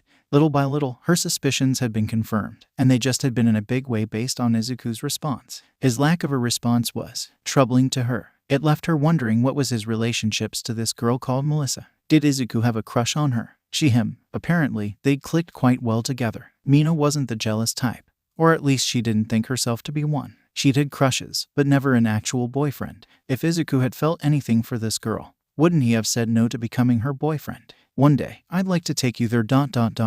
for a ... date. She looked to him with shocked eyes. Island's an incredible place, and it'd be awesome for you to go there. If I could personally take you there ... for ... like a date, well, I'd be beyond happy, Mina. His words dissipate the growing cloud of uncertainty within her. Mina wasn't the type to let such dark clouds form within her, but this was one of those times. Her trademark bright smile returning, she took Izuku's hand. Then I guess we've got a future date to look forward to. Yeah, we do, he affirmed. Izuku just hoped when that future date happened, it went peaceful. Seriously, his adventure on Island had been unforgettable for a number of reasons, not the least of which was the surprise theft and supervillain situation he had to resolve, which had indirectly been caused by the dilemma of All Might's power fading. Whenever he looked back on the tragic incident involving the Shields, specifically the now disgraced David Shield, He wondered if the mess could have been avoided if he knew the truth. Next time will definitely be better, he affirmed. To Mina, it sounded like a promise to her, one that she took in strides. That assumption was half right. It was a promise to her, and it was a promise to Izuku himself. He wanted to give Mina the best he could, and he was going to do that. That included a spectacular date at Island, without having to risk their lives to save the world. But if it came to that, well, maybe they could find some enjoyment in fighting together. They were a couple and heroes in training, right? Hey, it's him. It's Izuku Midoriya. Wait, really? Seriously? Him? Beware the perils of becoming famous. Izuku wasn't sure who said it, but he was pretty sure that someone said that phrase. It was true, though to differing extents. In some cases, it was horrifically real, and in other cases it was a little more comical. The latter could probably be used to describe getting swarmed once their faces were recognized. Or namely, once Izuku's face was recognized. 1 minute, they were just another pair. And the next they were being crowded by would-be skaters of all ages, including 1 or 2 seniors. Mina wasn't surprised at that part, nor was she entirely surprised at the attention that her boyfriend was receiving. Okay, maybe she was just a little bit surprised at how many girls came upon Izuku. Everyone seemed to be trying to touch his hands, which they recognized as being the hands that had thrown earth-crushing punches. In spite of having seen such destructive power, they sure did seem eager to feel up his arms, feel them up to the point of rolling his sleeves back and feeling up his scars, which they gasped and marveled at. Okay, that's it. Sorry to break it to you, folks, but there's a fee for this, Mina shouted, shooting her arms out and waving off the horde of clawing and grabbing hands. Izuku took the opportunity to retract his hands to his chest, looking quite like a scared rabbit. The acidic girl wrapped her arm across her boyfriend's body. Look, we appreciate the attention, but we came here to do some roller skating enjoyment and that's it. We can sign autographs later.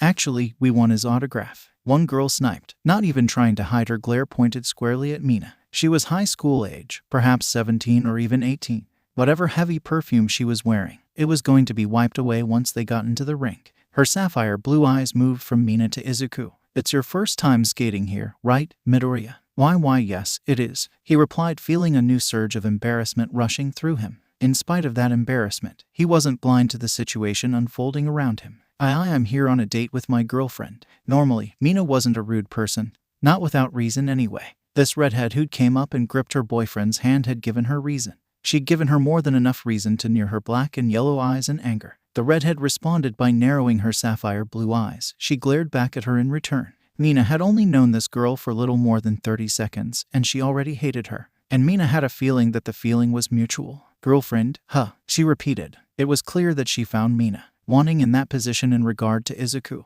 Granted, this girl had no right to judge Mina. Come on, let's go sign in so we can get out skates, she near growled. Her grip on Izuku's hand was tighter than it had ever been before. He didn't protest her sudden grip, though the small crowd that had assembled certainly did. Mina could feel the redhead's glare on her, but she didn't pay it any mind.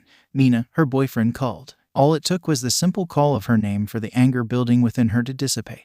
Letting out a heavy sigh, she turned around and looked at him. I'm sorry about that, Izuku. I didn't know that coming to this rink would end this way. I come here all the time and it's just me. I'm not the superstar. Well, I don't really consider myself a superstar. I'm just me. Yeah, and everyone saw you during the sports festival. Everyone saw you proving that you're the next symbol of peace. It sucks, but that kind of comes with the territory, I guess. She mused with evident disappointment. You're right, I guess there's no getting around it. If anything, I suppose I should just start getting used to it. All Might had warned him that the more he exposed himself, the more attention he would draw to himself. The media's attention, the attention of the masses, and the attention of the supervillains of the world. He'd so much time warning about the last of the three that thoughts of the other two ever crossed his mind.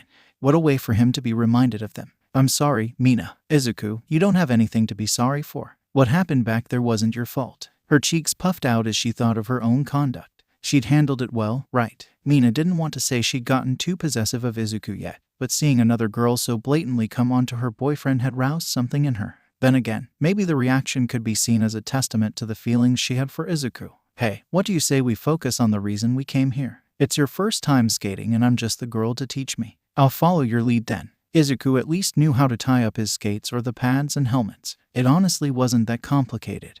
That part was reserved for when he stood up and tried to take a step forward. Skates were a new world for him, and it showed. Luckily, Mina was there with him, quite literally. Okay, I can do this. I can totally do this, he repeated to himself. Yes, you can, Izuku. Just take it nice and slow. his girlfriend comforted. They were going at what might as well have been a snail's pace.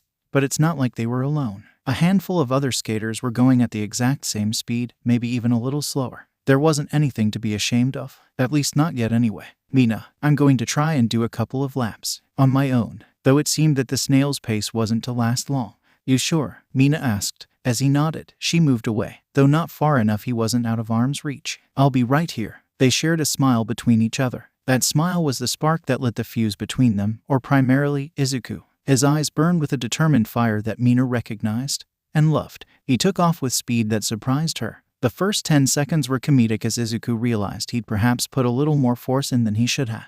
His hands waved about as he wobbled his way around the corner. Mina barely repressed her giggles, yet she didn't follow her natural impulse to help him. As he wobbled, Izuku locked eyes with her and shook his head. She got the message and let her boyfriend stumble and wobble. It was how he was going to learn. Personally, Mina had faith in him. Thump, thump, thump. Note to self, thank the person who invited skating pads. Compared to the pain his training had brought him, falling on his butt, knees, and arms wasn't so bad. It wasn't even as embarrassing as he thought it would be. He simply got up and tried again, getting a little better each time. There was a fire burning inside of him, the same fire that burned in his chest when he was training. He pushed on, feeling the fire growing stronger. After 3 laps around the rink on his own, he felt confident in himself. Mina was still beside him, ready to intervene at a moment's notice, but able to see he could rollerblade on his own. He could do that ... but going at high speeds like she could was still likely a long way off. Mina wondered when she'd get the chance to show him that. A flash of red and she realized the decision might not be in her hands. You seem to be taking to this pretty fast. Color me impressed, Midoriya. Both UA students blinked in surprise at the realization that there was someone between them, an uninvited by familiar someone. Mina nearly tripped over her feet as did Izuku. Thank you, he spoke, clearly uncertain of how to proceed. His eyes moved past the redhead to his girlfriend. The redhead smiled at him. She had quite a beautiful face, but Izuku couldn't and didn't let that distract him. I don't think we got properly introduced before. My name is Akane Hajimoto. I'm a second year at UA. Why you go to UA? The green-haired boy questioned. Of course, the now identified girl winked. It's for the best of the best. Like you and me.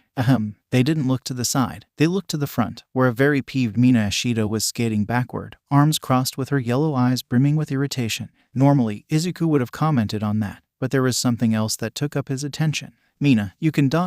you can skate backward. That's awesome. Like a bolt of lightning light up the sky, Mina's frown broke. It is pretty cool, isn't it? Takes a lot of practice, but hey, practice makes perfect. I can show you, if you want. I'd love for you to teach me. The enthusiasm in his voice was undeniable. I mean ... who else would I want teaching me? Her heart pumping with joy, Mina uncrossed her arms and turned to her red-headed senpai. Her grin was one of unapologetic smugness that she rubbed in her face. Akane shot her a dry stare, clearly bemused by Mina's own expression. She had no one but herself to blame. She played this game and had been handed a defeat by the very object of her interest. It was the kind of delicious irony that Mina would have laughed at, and given the situation, she was on the verge of doing exactly that. Well, word of advice, make sure you don't have a concussion when you teach him. Otherwise he may just have to find a new teacher. Akane jabbed. Mina had about 3 seconds to contemplate the upperclassman's words. Within that time span, her boyfriend called out, Mina. He lunged forward, grabbing at her arms and pulling her against him.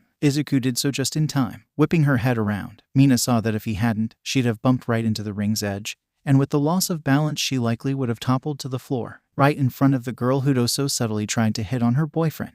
Now that would have been embarrassing. At least she got to be held by Izuku as a nice consolation for the near blunder. Mina definitely enjoyed that. You okay? Izuku questioned, seemingly not caring about the positions they were in. Mina was happy that he hadn't noticed it. It let her more thoroughly enjoy the moment. Yep, thanks to you, my ever-faithful boyfriend, she cooed. Looking to the side, she saw Akane skating away, her red hair tied up in a ponytail. Mina had just met the girl and already she dreaded future encounters with her, but she wasn't going to let that tarnish her date. Izuku certainly didn't seem to be willing to let that happen. Their hands found one another as they realigned themselves. Together, they began to skate, and together, they found their rhythm. Izuku knew that Mina wasn't going at her full speed for him. Maybe one day, after probably hours upon hours of practice, she'd be able to move at that speed with him at her side. A new thought sprung in his mind: how would Mina react to him running at his maximum speed carrying her? He wasn't Ada, but he could still move pretty fast, leap across tall buildings. How would it feel to do that with her in his arms? That'd be pretty awesome, were his internal thoughts. They would stay internal so long as he could help it. At his behest, they began to move a little bit faster. It was clear that Mina enjoyed the speed up as her already wide smile grew. Loops made around the rink came and went much faster. Yet the pink-haired girl wanted more, and Izuku could feel a bit of that eagerness bleeding into him. "I can see why you love this place," he shouted over the air whipping in his face. "It's pretty cool. You should see this place when they're having races. I'll bring you back here sometime. That's when you'll really get to see me move. How's about now?" Izuku called over the rushing air. Mina looked at him with widened eyes. In spite of his declaration, he kept holding her hand, getting all that he could before he would have to let go of it. "Go for it. Go as fast as you can. I'll be on the sidelines watching you." Whenever she skated, Mina tried to keep a loose grasp of her surroundings. She had to, otherwise she'd end up with far more scraps and bruises than she'd like. Those were to be saved for actual combat training. There were times she was tempted to do something stupid and likely to get herself injured. In this moment, hugging Izuku seemed like one of those things. Luckily, she could wait until after they'd slowed down and he got to the sidelines. 3 more laps, she offered. Izuku grinned at her and nodded. By the time that those 3 laps were finished, maybe she would ask for another or 2. Inevitably, that's what ended up happening. Spending almost 2 hours skating had worked up quite an appetite for the both of them. It was hard to tell who was hungrier as both teenagers felt their stomachs growling, calling out for attention. Izuku and Mina had looked to each other with blushing faces, then broke out into complete laughter a second later. Their next destination in the mall was decided and they set out to the food court, which was expectedly packed. It wasn't quite dinner time yet, but everyone definitely seemed to have decided to grab something to eat. Some people actually were grabbing dinner to go. Izuku's green eyes searched for a table alongside Mina's. The latter found a table first and guided her boyfriend there. Upon sitting down, both teenagers went spread-eagle in their seats, their heads leaning back. "First time skating ... and it was pretty awesome." Izuku chuckled. "Thanks, Mina. That's what a friend and a girlfriend are for." She responded with a hearty laugh. "Quick question, how does skating compare to your leg workouts?" "If my workouts were a 10, I'd say this is about ... 4.5. Good enough. It could have been more if the rink allowed quirks. Then again, it's for the best since that kind of rink isn't meant for that kind of workout." He popped an eye that looked directly at her. "You know a couple of rinks that do that, don't you, Mina?" She laughed and raised her flashed him a thumbs up sign. "Would you ... take me to a few of them sometime?" "Oh, definitely." Sitting upright, she laid her hands flat against the table and shyly glanced at her boyfriend. "See, I've actually been working on a way to apply my quirk to skating, use it to skate." She watched his eyes light up like Christmas lights. "Haha, yeah, I figured that'd be your reaction. That's awesome to hear, and I look forward to seeing how that application works out." There was a beat as he contemplated his next words. "If I can ... help out in any way, I'd love to, Mina." "I know you will." Her yellow eyes briefly moved down to his hands. It had felt great holding his hands, especially as they were skating. She knew that she was serving as Izuku's anchor. Yet in some ways, she felt like he was also being hers. Mina knew she was a girl that flew life at a mile a minute. Izuku went at a slower pace, and sometimes that was some charm in that. As they spoke of applications for her quirk, she thought of his. Again, there was so much about it that she didn't know, yet she wanted to know. She wanted to know if there was a way to help him with it as he'd helped her and he planned on continuing to help her in the future. "So, what do you want to eat?" Izuku scoured the food court. It had a little bit of everything, giving them a wide selection to choose from. There were some simple choices like burgers and pizza and tacos and sandwiches. Then there were some more colorful restaurants, none of which either of the teenagers were particularly interested in. They didn't feel like going through the long wait. His eyes made several round trips around the food court before settling on final conclusive choice. He genuinely wondered what drove him to choose that one, but he hoped Mina would be okay with it. "How do you feel about tacos?" Mina's black clear eyes widened. "You eat tacos?" "I've had them before. Depends on who's making them and I'm willing to give them a try," he said, stabbing his thumb in the direction of the taco joint that he'd chosen. "I'm willing to give theirs a shot." "Then so am I. I've got nothing against tacos. I actually think they can be pretty awesome," she answered. Mina was a little surprised, but she smiled at the image of Izuku chowing down on some tacos. The image was missing some finer details, though she would get those in a couple of minutes when Izuku came back with their food. He'd regained enough feeling in his legs to get up, go, and stand around for almost 10 minutes as their food was prepared. Like he said, it didn't come close to his daily workouts, but it was a fun way to burn off energy. And tacos were a great way to replenish that burnt off energy, near simultaneously. They took their first bite of their tacos together, the faces of both teenagers bent in gluttonous joy. Mina raised her soda, proposing a toast to what was turning out to be a pretty successful first date. Izuku was inclined to agree with her. That was the surprise to him. that everything had gone so well, even with the minor speed bump at the skate rink. Truth be told, Izuku was actually in shock that an upperclassman had taken notice of him and seemed so invested in getting to know him. Izuku was flattered, but more than a little rattled. He knew that Akane was hitting on him, which led to the rattling part. Had he been with his friends, other than Mina, he could only imagine how things would have gone. It was easy to picture Kaminari and Minta's reactions. He got a laugh out of doing so. Thinking of our two perverted classmates, his girlfriend chirped. That easy to guess at. Yeah, plus, I was kind of thinking about them myself, Mina admitted. The smile she wore was one of half annoyance and half amusement. She knew the ins and outs of both boys well, maybe too well for her liking. You know once word gets around, you're going to get pestered with a lot of questions from the two of them. Oh, and suggestions. I think I'm better off taking those from different sources. As for the questions well, there's some things that I'd like to share just between us, he declared. Mina leaned her head on her palm and smiled at him. As it should be, Izuku. Let those two think whatever they want, at least until they take it a bridge too far. Then I'll be more than happy to straighten them out. He laughed as she held up her right hand and flexed her muscles, though he knew she was serious. He couldn't help but find something funny in Mina terrorizing his two male friends into silence regarding their relationship. Speaking of our relationship, Izuku, are you okay with it being public? I can't see a reason why it shouldn't be, especially since He trailed off with his cheeks gaining a slightly pink hue. Don't want to be ogled by annoying fans? Mina inquired. He nodded. Yeah, there's that, and Mina, I don't want it to seem like I'm ashamed of being with you. And just like before at school, she rose from the table, took 2 short steps, and pecked the inheritor of One for All on the lips. Just like that time, she pulled away, leaving him utterly speechless. He didn't even care that he had crumbs on his face that Mina had somewhat sensually licked up. She returned to her seat with a cherry smile, clearly not at all regret what she'd just done. Izuku, her voice snapped him out of his stupor. You're an amazing guy and I'm happy about being seen with you, about people seeing us together.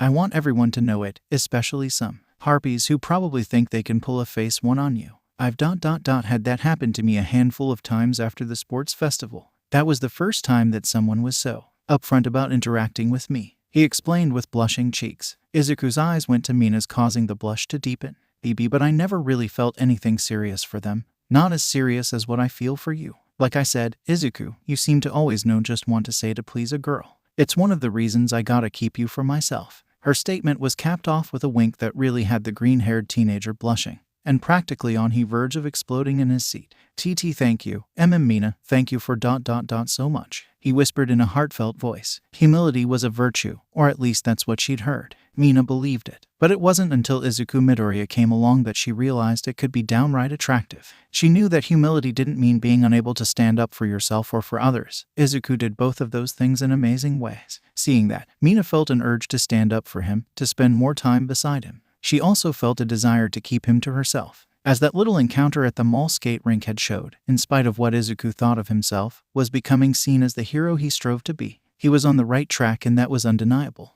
And Mina was going to make sure he stayed on that track, and fend off anyone attracted to that growing reputation. Izuku Midoriya was off the market, and she wasn't going to be afraid to enforce that. Nor was she ever going to be afraid of being seen with the dorky but heroic young man. Being the quiet and seeming meek person he was, it couldn't have been surprising for Izuku to be at home in a place like a bookstore. Normally, it was quiet and serene, except if one were in the kids section and something like story time was going on. Izuku himself could attest to how loud some of those storytelling sessions could get. The better the story, the more hyped kids could get. Izuku liked his peace and quiet, especially when he had a book in hand. He had not 1 but 2, and 3 more waiting on the side. In clearest terms, he was a bookworm, and a proud one at that. Having said that, he wasn't the type to bury himself in purely educational books and the like. He was a comic book reader. That last part should have been obvious given his intense hero worship. Heroes were an age-old concept. That concept literally stretching back thousands of years. Izuku always took some solace in that. The ancient world had its heroes, albeit those heroes were mythically based instead of genetic like the heroes of today. Albeit every day, scientists and historians questioned if those supposedly mythic heroes were actually quirk users. That's when the conversation looped back to academic circles. Scholars' heads would spin if it turned out that quirks really originated in the BC era, nearly 4,100 years ago from the present day. The first reported quirks were during the 21st century, and what had followed was utter chaos as such abilities defied all known science and rationality. Contrast to the ancient world where myth and superstition ruled the day and people could pass their quirks off as divine gifts or proof of their unnatural parentage. Living in that era, Greek mythology seemed like a ripe world that could have been populated with early quirk users. Demigods like Hercules possessing super strength, fantastical monsters, perhaps quirk-using animals appearing thousands of years before the phenomena was reported and confirmed. So-called gods, extremely powerful quirk users. Particularly some quirk user with electrokinetic abilities like Kaminari could have easily passed himself off as the god of thunder and king of Olympus. Hey, that actually sounds like the kind of thing he would do,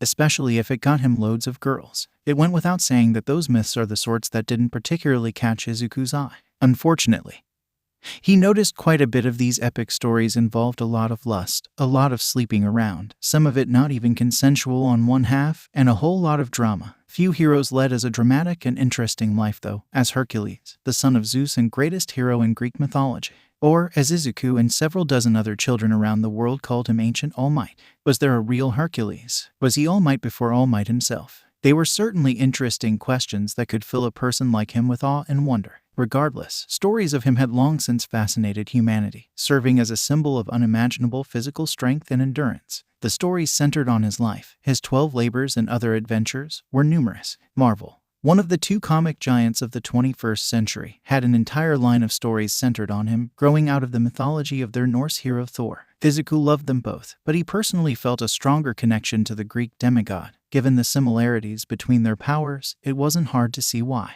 What Izuku had been happily surprised to learn that in spite of being known for his strength, the favorite of Son of Zeus could also be pretty clever, and it seemed a few of Marvel's writers remembered that and showed that. It furthered the sense of kinship that Izuku had with the fictional character. 20 minutes later, and he definitely knew he'd be adding a couple more books to his library collection. He could have stopped there, but he didn't. The Alien franchise had been the scariest movie franchise he'd ever seen, and it was over a century old. In spite of its age, its horror still held up. Or at least it did in Izuku's book. He didn't know if there existed alien life out there, but he prayed it wasn't anything like the murderous xenomorphs that were the stars of the franchise. If alien life did exist, how would he feel if there existed the masked and menacing predators who hunted the acid-blooded monsters? Yes, Izuku Midoriya had been scared shitless of his girlfriend's favorite horror movie monsters and her inspiration. Yes, he'd likely be having nightmares about them, especially if he did the unthinkable and actually watched the movies with Mina. Yes, he could go the rest of his life without ever looking up anything to do with the franchise ever again. But he knew that wasn't likely to happen, so he might as well suck it up. In reading up on xenomorphs, Izuku discovered that the creatures had something of a natural enemy: predators, larger than human extraterrestrial hunters who, well, hunted the monsters and other races for sport, including humans. Exactly what was it with the early 80s and 90s pumping out so many horrific monsters? The thing was, Izuku believed while monsters were scary, they could be slain. That's what ancient myths showed. That's what usually happened at the end of horror movies, and that's what he struggled to uphold as a hero. But these mask-wearing killers weren't exactly heroes, but they sure knew how to kill the parasitic aliens that reproduced via urgh, one of the most disgusting means imaginable. Seriously, who in the hell came up with something like that? Izuku had reached for the first comic book that caught his eye, one that would focus on the Xenos humanoid hunters when he felt the hairs on the back of his neck stand up. He then heard his girlfriend's voice. Izuku, Izuku. It was a whisper with the force of a yell. Mina was calling to him but trying to remain as quiet as possible. He immediately dropped his books and whipped his head about to look at her. She waved her hand at him, indicating for him to follow her around the shelves. That's exactly what he did, his heart rate spiking a little. What had caught his girlfriend's curiosity so much? Mina, what is it? What's got you so? Her hand came over his mouth with the swiftness of a bear trap. She moved him aside, behind the shelf, and whispered for him to stand still. If they made one wrong move, they'd be noticed. Realizing that, Izuku went dead still. The last thing he wanted was to create an awkward situation. He was prone to too many of those. Both teenagers could feel the eyes on them, at least indirectly. Their target had a feeling that someone had been looking at him, and that suspicion kept his eyes glued to the bookshelves. Izuku and Mina knew stillness and silence were their best tools to avoid detection. Their best, but they weren't guaranteed to work. Green eyes and yellow eyes swerved to each other, anxiety building within them. Seconds ticked by in agonizing suspense. They made for quite a sight to a few of the other shop-goers. Several shrugged and assumed it was teenagers just being teenagers. Slowly, the sense of anxiety began to loosen. Izuku and Mina gradually relaxed as they felt the seeking gaze on them ease up, then disappear entirely. Neither released their breath, though they did finally peer around the corner. Shoto Todoroki hadn't noticed them. He was far more interested in the book that had caught his attention. Lucky for his two classmates, that seemed to have eaten up all of his attention. Izuku and Mina tried to get a look as to what that book was, but to do that, they have to reveal themselves. That option was definitely off the table. All they could do was wait. Waiting is what they did for the next 3 minutes, or at least that's how long it had been when they checked their phones, or watches in Izuku's case. Finally, he turned his back to them and began to walk, seemingly toward the register at the front of the store. His focus was entirely on that. Oh man, finally sighing in relief. Both teens collapsed to their knees, leaning on each other. That was intense. I usually don't do that sort of stuff when I come to the bookstore. The green-haired boy muttered. Same here. His pink-skinned and haired girlfriend agreed. Usually, I'd have waved at him and walked over to see what he was reading. Izuku looked at her. Why didn't you? Just a gut feeling. He looked so engrossed in what he was reading I didn't want to disturb him. Hey, sorry if it feels like I dragged you into this and made a mess out of nothing. It's fine, Mina, he replied with a smile. Kind of felt a little exciting, to be honest. The fire of courage burned within him, guiding him to press his lips against her cheek. It was the first time that he'd been the one to kiss her, something that Mina knew all too well. She promptly squealed in joy, throwing her arms around him, making a further scene. Not that she cared.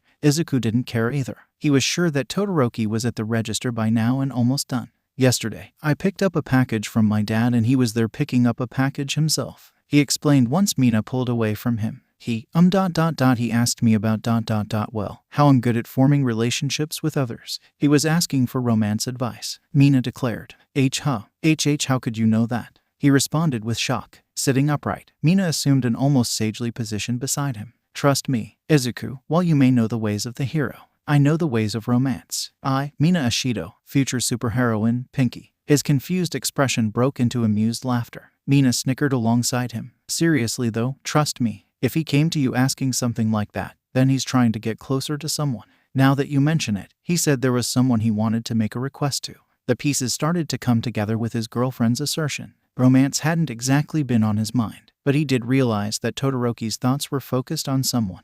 Who that someone was, he had no idea. Mina, he called. I have an idea. Leaning forward, she put a finer to her lips and flashed him a mischievous grin. I'll keep it a secret for now. For my amusement and for Todoroki's sake. The guy's still coming out of his shell, so let's take it easy on him. You know, I think I can go with that, he affirmed. Come on, what do you say we finish up here and get ready to head back to UA? Sure, but can we stop by one place? Kind of what to since well, this is my first real date with a guy. Her cheeks flushed purple at the words, something that Izuku found adorable enough he wanted to kiss her again. He did, and he agreed to her request. Night was officially just a couple of minutes away from beginning. There was still a light bit of light left, like a candle flickering in the darkness, moments away from being snuffed out. It was a perfect time to visit the beach, whose waters reflected the dying light so well. It was even better to visit it with company. The last time Izuku had been to Takoba Municipal Beach Park, it had been beside his mentor. Inevitably, the place had a special place in his heart and memory. It's where he put in the first of what had become a long and grinding path to becoming one for all's successor. Obviously, it had been anything but easy. It had been such back-breaking work that there were times he felt like he'd never make any progress. But he pressed on, and through blood, sweat, and tears he'd succeeded, yet he was still pushing himself. Watching Mina trot across the sand, he felt strangely like he was being rewarded for all that hard work. In the fading light, Mina looked she looked simply beautiful. A little colder than I was expecting, but it's fall, so what are you going to do? This place will be great to come by in the spring and summer, she mused, seemingly oblivious to his inner musings, and the role he'd played in cleaning up the beach. Izuku didn't mind it staying that way. Fame and credit weren't what he fought for, only the smiles of the people. An unintentional part of his cleanup had resulted in quite a lot of people smiling and laughing and hugging and kissing and you know. One of the perks of doing cleanup duty. Mustering his courage, Izuku walked to the shoreline beside his girlfriend. You know, Mina we could come back here when it gets warmer. She grinned at him. Oh, we're definitely coming here for a date in the spring and summer. Leaning into his ear, she whispered, just the two of us, Izuku. Though the sun was setting, Izuku's blush did its best to make up for the lack of heat and light. You know, this place was once filled with mountains of trash until it seemed like suddenly, one day, it was all cleaned up. No one knows who did it, but whoever they are, everyone's pretty thankful for them, including me. Thanks to them, I can enjoy a sunset view with my boyfriend. Dramatic irony, that's what it's called in stories. Yeah, I'm grateful to them too, he said, placing some of his bags down to wrap his arm around her. Mina, I had a great time with you today. Me too, Izuku, she whispered back. Her eyes always had an exotic beauty to them. It was more pronounced. He felt like he could spend the rest of the evening all the way into the night, staring at her. "Hey, come here. There's something that I want to do with you." Blinking in surprise, he followed her to the pier, curious as to what else she had planned. They were lucky that they were alone on the beach, having it all to themselves. She set their bags down by the side and placed her phone in front of her purse. Grinning, she took hold of Izuku's hands and moved them to the center of the gazebo. Hearing the music playing, Izuku spattered out, I can't dance. Which is why we're going to do a little practice here and now. Hell of a way to cap off our first date, huh?" She'd already had him, but fluttering her eyes too. That was just overkill. But it worked none the same. The music played and the ocean waves flowed in and out. The bodies of the two UA students swayed to it, just like at the skate rink. Mina led and Izuku followed, a romantic air evident between them. He was more than happy to let her take the lead. He was happy to be so close to her. Izuku Midoriya was happy that a girl like Mina, who shined like the sun, had chosen him.